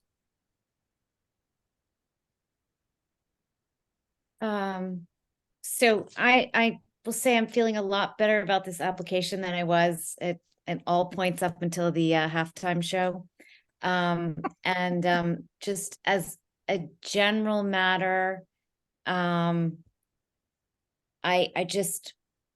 we did a lot of work tonight, and I think we're in a much better place. And I know that the schedule of the planning board is such that sometimes, if an application is deemed complete, you just have to get it on the schedule and run with it. But I would rather, as a general matter, it seems like it would have benefited from there being more back and forth between the applicant and staff before it came to us, because now we are dependent basically on a lot of things of that collaboration happening after our approval. And as a general matter, I would feel more comfortable had that back and forth happened before it came to us here. But anyway, here we are where we are tonight. So, Point taken. but I also, the things that make me feel particularly much more comfortable about this is, when you hear a report like that from Mr. Scupian, giving his blessing for the stormwater, that makes a big difference for planning board members. And also Caleb and Micah, thank you so much for coming in. It does make a big difference to have the immediately adjacent property owner voice their support. That's very helpful. And obviously the bar for this site was very low. Pretty much anything would have been an improvement. This, I think, aesthetically is a very significant improvement. Louise, to your point about parking, I couldn't agree more. And I just want to reassure everyone that with what I hope will be some sane and forward-thinking recommendations on parking coming out of the master plan process, the council is looking forward to acting on those in an expeditious manner, so that we do not continue to have these absolutely inane conversations about parking minimums that date more than half a century ago. So I think we can all look forward to that. Thank you to Josh Zinder for I think that's a good suggestion. I hope, Marina, that you can look into it. And on the signage front, we have, numerous people here to thank for all their work on signage. And I also hope we'll make some progress with our ordinances in the coming year. So I think I agree with my colleagues on the board that we're in a good place. However we got here, I feel good about where we are, and a lot better than I did than where we started. So that's it. Thank you very much. Other board comments, deliberations? Maybe even a motion? A motion is made, and then Mr. Mueller can go through conditions. Yeah, I'll move approval with the 375 conditions that we've discussed so far tonight. Second. And in addition to that, the variances with respect to lot area, building setback from State Road, the front building setback from State Road, the front building setback from Cherry Valley Road. Front, the parking setback from Cherry Valley, not building. Parking setback, yeah, exactly. The variance with respect to the west side screening, the variance in terms of the size of the sign, the two design waivers in terms of, I guess it's just two design waivers, the parking space dimensions and the loading space dimensions, and then the conditions. You want me to go through the conditions, Madam Chair? Yes. Okay, I'm going to start. Mr. Muller, if I can, what was the second design waiver? Size of the loading space dimension? Again, that's in the zoning ordinance, so that is a variance. Yeah, right. Oh, that's a variance, okay. But the parking space dimensions, that's in the site plan ordinance? 2 spots. It's a design waiver and a variance. Okay, hold on. Code harmonization.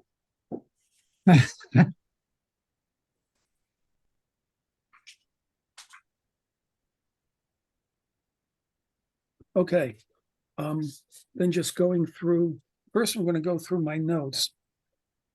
And then we'll go through the reports. Solar panels, and jump in, either members of the staff or board or people on the applicant side, that they will install solar panels when supplies are available. They will basically complete the green roof when supplies are available, and they'll install, is it just one EV charging station? So, sorry, Jerry. I'm sorry, I had a question. Yeah. Will that hold when the solar panels are available? Is there a time frame that? Because I mean, Dan's got to do compliance review. Is that a compliance issue? Do they have to have it before they can get a CO? Or I would suggest it's a compliance issue. Well, I would disagree. I think that we want to be able to start construction and open our business, and we don't want to be waiting on solar panels to have approvals done. So, and I don't know that there's a requirement that we have solar panels to begin with. So, I just wanted to make clear that we don't want to be jammed in our build while waiting for solar panels to come in. Okay. But how do we ensure that they're installed? That's usually we usually have a hook when you can't get a CO, or you can start the building, but have you any idea how long they'll take to get online or delivered? No. So how is that tied to the CO? I'm just saying, usually we have a hammer in the CO to compel somebody to perfect their site plan. And this would be part of the site plan because it's been offered to be put on the building. So I'm looking for some kind of mechanism to ensure that happens. In the next year, or is that too long? I mean, I just maybe if the building, condition could be in. Could we ask, is there some delay right now with solar panels being delivered? Because Mr. Casey, you can understand that this is, we have these hearings and then Derek is responsible for the enforcement, and there are many promises that are made in these settings. And as credible as people may seem, then Derek has to go around and it's unfair to him if we don't provide some sort of mechanism for enforcement of what's promised here. No, I understand, but this is something that's above and beyond what's a requirement. So that's the difficulty I have, is that if we don't install, I mean, I guess the question would be, is that if we didn't have solar panels, would we receive the approvals we're getting tonight? So I'm trying to say that we're going to do solar panels. I just don't want to be held up by something that's outside of our control. But I think the testimony was that you had a green project with solar panels and a green roof, and I mean, that's yeah. supposed to happen. We just want to make sure that it does happen. That's, I think your year time frame, year would if you feel confident that you can meet that, I can live with that. I don't know how other Right. folks. The question is how the you, problem- how you But how enforce do you it. enforce It's it? enforcement. Okay, yep, Yeah. yep. Fair enough. If I could, I mean, temporary COs are issued all the time. TCO. At TCO, right? Yeah.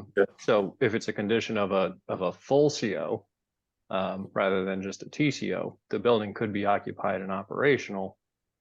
And they usually last 6 months to a year. So that's from occupation. So, you know, saying a year on this, however long it takes you to build that, you have 6 months to a year after you're occupied. I think that's the cleanest way to go about it, especially from an enforcement standpoint. You know, if I'm going out there and doing the inspection and I know that there's no solar panels there, then TCO it is. That's a great, that's a Good great. idea. Yep. Thank you, Thanks, Dan. Dan. And let me just ask one related question, because I think the electric charging stations are in a different category, because my understanding is they are now required under state law, isn't that they are? They're So- it's either make ready or the actual charger. So the make ready is, 95% of the way there, but not, it's everything from the wire, the Dan, help me here, the concrete. Yeah, it's there's make ready, and then there's a full EVSE system. Preliminary and final site plan approval only requires make ready. It doesn't require the EVSE. If it involved dwelling units, 5 or more dwelling units, it would require a percentage of EVSE and a schedule to have those installed within a certain amount of years. Okay. As there's no residential associated with this, it's only the make ready. It's not the same as it used to be when applicants would just say, we're going to run conduit because we're tearing it up. It's more than that, but it's also not day one you could go plug in. Okay. So can we agree on a year from a TCO? Well, you'll have a TCO until the, you want to, It's not a time frame. It's just that No. you have a TCO until you're fully compliant, and then you get the CO. So it doesn't really make sense for us to put a time frame in, because you have the TCO, and when you get the panels, then you get the CO. right. And I take it, Dan, that the TCO can be reissued. It's a building department thing. Whether or not it can be reissued, I can't say either way. Okay. But it certainly put the pressure on the applicant to get it done, to get the installation done. Yeah, Okay, absolutely. let's move along with the conditions. Okay, then I'm not completely clear about, at one point there was discussion of ADA compliant curbs for the pathway on Cherry Valley Road. But then we talked about a raised crosswalk. Is that instead of the ADA compliant curbs? So I understand that it is. Yes, okay.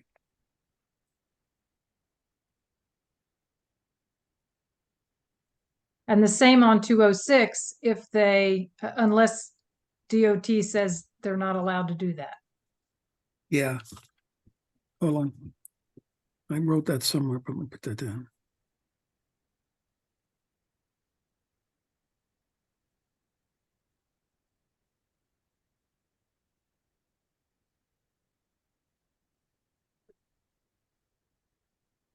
Then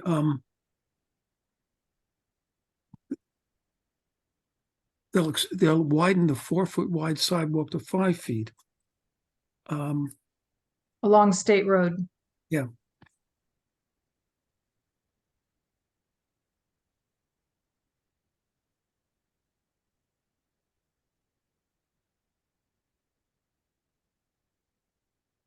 it wasn't clear to me that there was going to be an adjustment to the entry of the building to address ADA compliance. I wasn't quite sure how that was going to be done. I asked a question about where it was. I don't know if that was it, but I don't believe there was an adjustment. Okay. I believe the adjustment was to the curb ramp from the parking area. Right now, it's immediately adjacent to a parking space, and I believe that is going to be relocated, so it's not immediately adjacent to that space.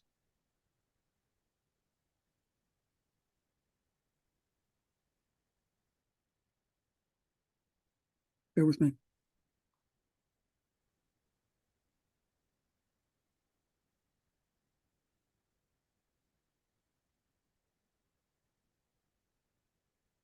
Then there'll be a signage for visitor parking next to the building to say this is for visitors. There'll be for Cherry Valley, no left out for trucks.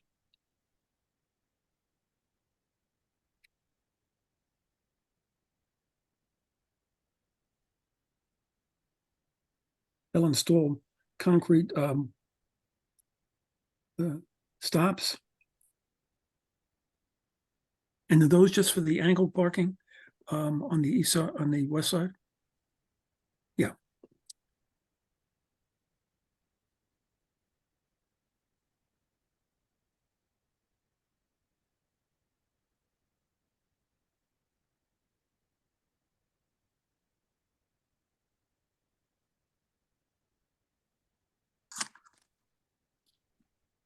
Okay, the building will be narrowed by 3 feet.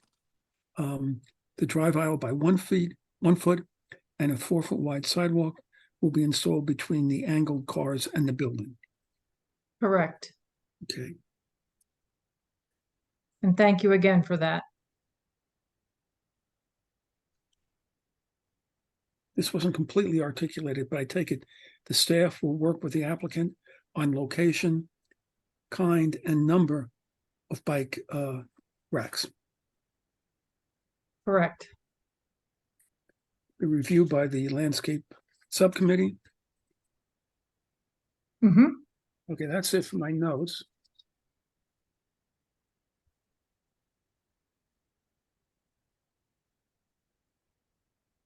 In terms of the memo by Dan and Derek, I guess what was simply left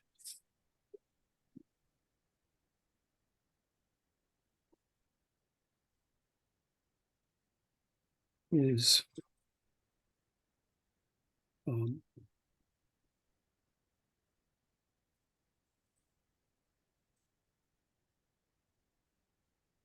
that there'll be a written agreement with the municipality that I'll review, the land use engineer will review for the land banked parking spaces so that they will be made available for parking if necessary. What do we want to do in terms of whether we want more parking spaces? What we've done periodically is just left it up to the staff to say, you got to install 1 of the 3 spaces, 2 of the 3 spaces, 3 of the 3 spaces. Do we want to do that again? Just leave it up to. If that's what we've done previously, then yes, unless staff has a different Okay. approach they'd recommend. I think the code is pretty specific about the requirements for the banked parking. In what way, Dan? Just pulling up. It would come back to the board, I think. It could be anybody could question that, but I think it comes back to the board. Yeah, okay. In accordance with the section that it's in the site plan. Okay. And it would require a resolution. Yeah. Yeah. And Madam Chair, can I ask one question? Dan, I don't think we discussed it, but you had a comment about the lighting of the business sign, how long that would be on. I don't know if that's important or. Is that lighting on 24/7, Ms. Rubina? Does it? Can they flip a Are switch there- and turn it off overnight, or what do you expect? Maybe this is for the applicant, but you can, Are there any regulations that would like to see it one way or another? Believe it's 11 o'clock unless it's needed for safety. Well, we're not requesting any deviation from what's Yeah, permitted. it sounds, if Okay. that's the regulation, then let's go with it. Okay, good. Thank you. Okay, if this is already regulated, we don't have to put in a separate. We don't condition. need it. Thanks. no, In Derek and Dan's report, there's a section on stormwater management operation and maintenance manual, subject to review by Joe. He has this in his report as well. Then a deed notice that we've done in the past, so that any future owner is aware of these stormwater management measures. And there'll be a stormwater management maintenance permit from the engineering office that has to be issued on an annual basis. I think, Dan, do you have anything else? And Derek, anything else from your, the standard stuff at the end of the report about construction cost estimate, approvals? mm-hmm. Dan and Derek, anything else in your report? They're required to provide details of the plantings with the green roof, but that might be covered on Joe Scupian's memo as well. Okay, let me go to Joe. No, I don't think Dan asked for that. I mean, Joe, I don't think Joe asked for that. They provided the species, but that's different from the specific plan. I mean, I guess.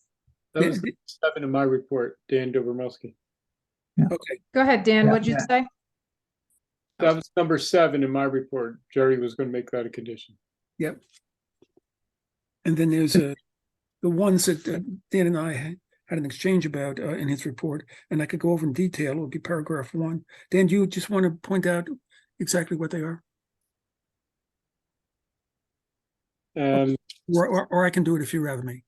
The numbers, I think you had number 1. Right. Tree protection measures. Oh, for this tree, just off the property to the southwest will be retained. Some of the root zone in this property could be disturbed with reconstruction. I'm reading from Dan's report. Of the pavement, tree protection measures for this tree will require on-site evaluation based upon the survey stakeout of the in this area. Okay, so we'll have that in.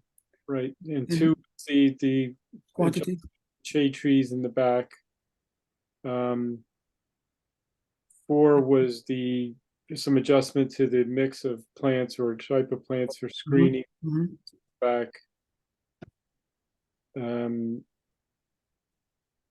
5 we nixed because you said you didn't want the fence along the western side, so 5 is out as a condition.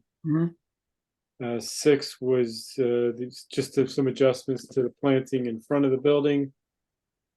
For what the selections were. 7 was the green roof, and 8 was just the general add some specifications to the planting schedule. Right. Okay. Let's just go to Joe Scupian's. On number 7, though, on the landscaping, we presented proposed green roof plantings. Do we need to represent them, or? Well, you should provide the specifications for it. You just gave us a list of plants. You didn't show us the details of how you're actually going to do it. It's probably just the product information from where you're buying it from if you're buying off-the-shelf stuff. Okay. We just need to see that. That could be something the landscape subcommittee could just review and verify. Okay, rather than you, Dan? Well, I mean, if you're going to make it a condition, it's going to end up going to the landscape subcommittee. Yep, okay. Yeah, and this probably goes without saying, but when you come to the landscape subcommittee, you should be able to show, well, this is the green roof system that we're putting in. Nobody's going to be, but just so that it's clear, exactly what you have in mind, and not just the plants and the size of plants, but here's the system we plan to use. Okay, and then from Justin's memo, I think the only one which hasn't been covered so far is the applicant should confirm that grass will be located between the curb and the edge of the sidewalk. And maintained. I'm sorry? That was confirmed in testimony. Yeah, right. Do we want to have anything in there in terms of a condition that they're going to maintain it? I think that was more of a clarification and Okay. just usual requirements. Yep, okay. Probably a code, they have to maintain it. Yeah. Then they had said early on that all the recommendations from the Shade Tree Commission should be in. You want me to go over these in any detail?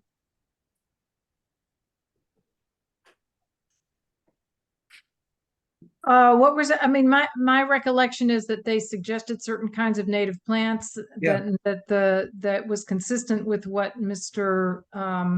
Dobromilski suggested also, and the applicant agreed, and the landscape committee will take a look at it when we That's get there. correct. Yeah. Yep. Because it was, very detailed stuff, obviously.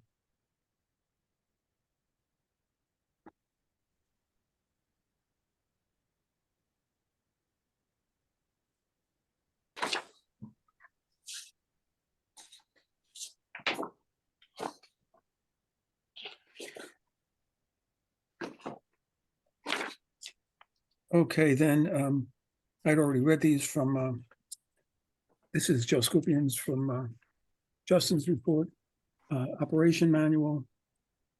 The proposed purpose planting system that meets the requirements of the Princeton SCO should be submitted. Operation maintenance manual for the proposed green roof is recommended, so we'll put that in as well.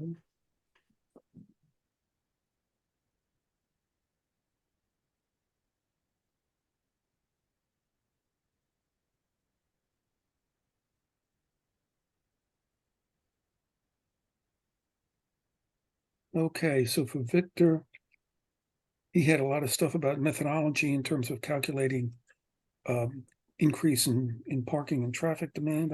I don't know that we need to put anything in on that. I think a lot of that was just informational. Okay.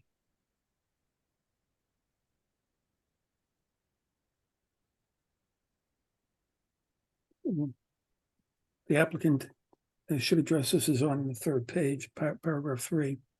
The discrepancies is in the sizes of the proposed regular parking spaces. And it's 8.5 feet by 18 feet. And they testified that, yeah, and we require 9 feet. They're proposing 8.5. Yeah. That, and there were spaces labeled 8.5 by 19. And I think they have to be corrected to 8.5 by 18. Victor, is that correct? Yes, that's correct. Okay. Okay, we talked about the sidewalk.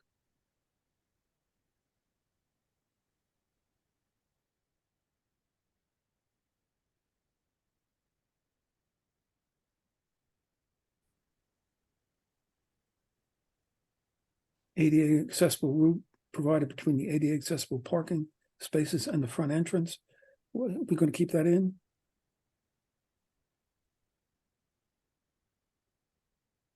I'm sorry, what? I'm sorry, what was that one? Mr. Anasiki says at a minimum, an ADA accessible route should be provided between the ADA accessible parking spaces and the front. That, I mean, yeah, Mr.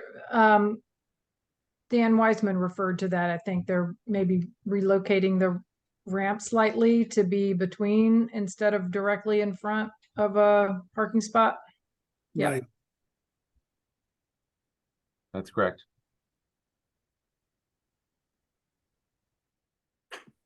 Oh, bear with me.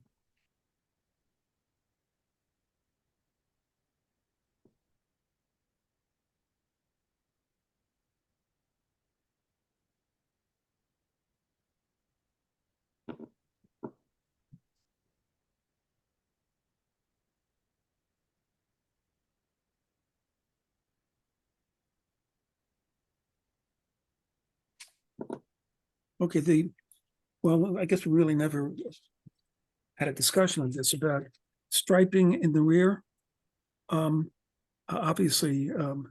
Anasiki had a certain point of view. Mr. Jacquemart had a different point of view. Do we leave it kind of shared, the idea of a shared space? I was comfortable with Okay. Mr. Jacquemart's Okay. argument personally. I am as well. Okay.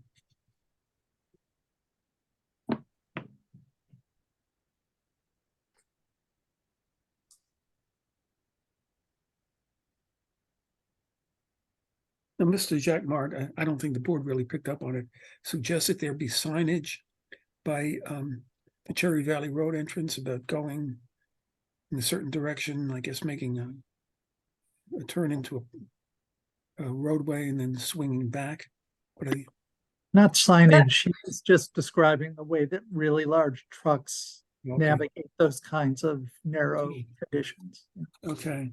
There might have been a suggestion at some point that there could be signage on the Cherry Valley Road side that tells people that wheelchair accessible parking is available from the 206 entrance.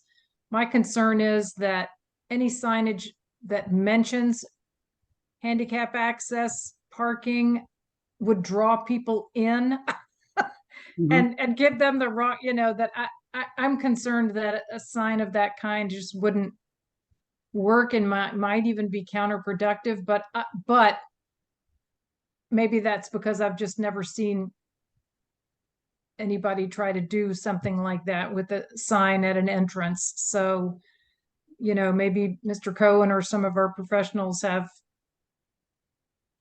better knowledge of how that kind of thing might work, but my impulse is to not put a sign there that says, well, I guess there could be a sign there that says,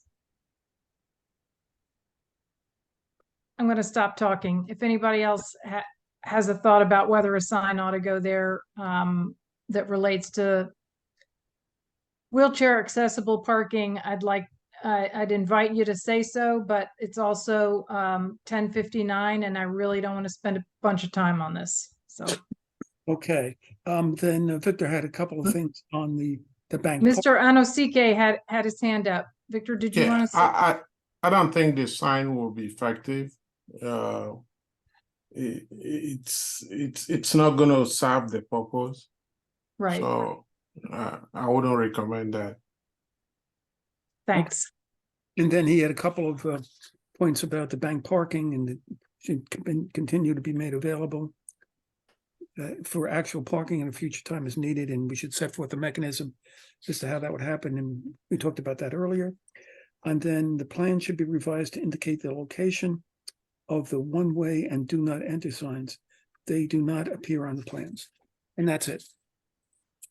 Just one other very quick thought about the rear parking and people with limited mobility having access to the building. I think that providing that sidewalk goes a long way toward accommodating people who have limited mobility, who might come in and park not in a marked handicap spot, but be in a much better position to get where they need to go without there being a marked spot. So I hope I didn't signal that I don't care about people who have to use wheelchairs, but I don't think that not having, anyway, that. So that's it for me. Okay, thank you. So the motion was made, I believe, by Mr. Cohen and seconded by Mr. O'Donnell. Is that correct? Mr. Bottingheimer. Mr. Bottingheimer. Ah, right. Thanks. Sorry, Nat. Any I'm other sorry. comments before I ask for a roll call vote? Seeing none, Carrie, would you do the honors, please? Yes, certainly. Ms. Capizoli, Yes. Mr. Cohen, Yes. Mr. McGowan, Yes. Mr. O'Donnell, Yes. Ms. Sachs, Yes. Mr. Bottingheimer, Yes. Mrs. Wilson. Yes. Motion carried. Thanks, everybody, very much. Thank you all very much. Thank you to the applicant and all of your folks. Mr. Cohen? Yes, move to adjourn. Thank you, Louise. Thank you so much, everybody. I second it myself and I vote aye. Aye. Bye. Aye. Good night. Good night. Night, everybody. See you next time. Good night.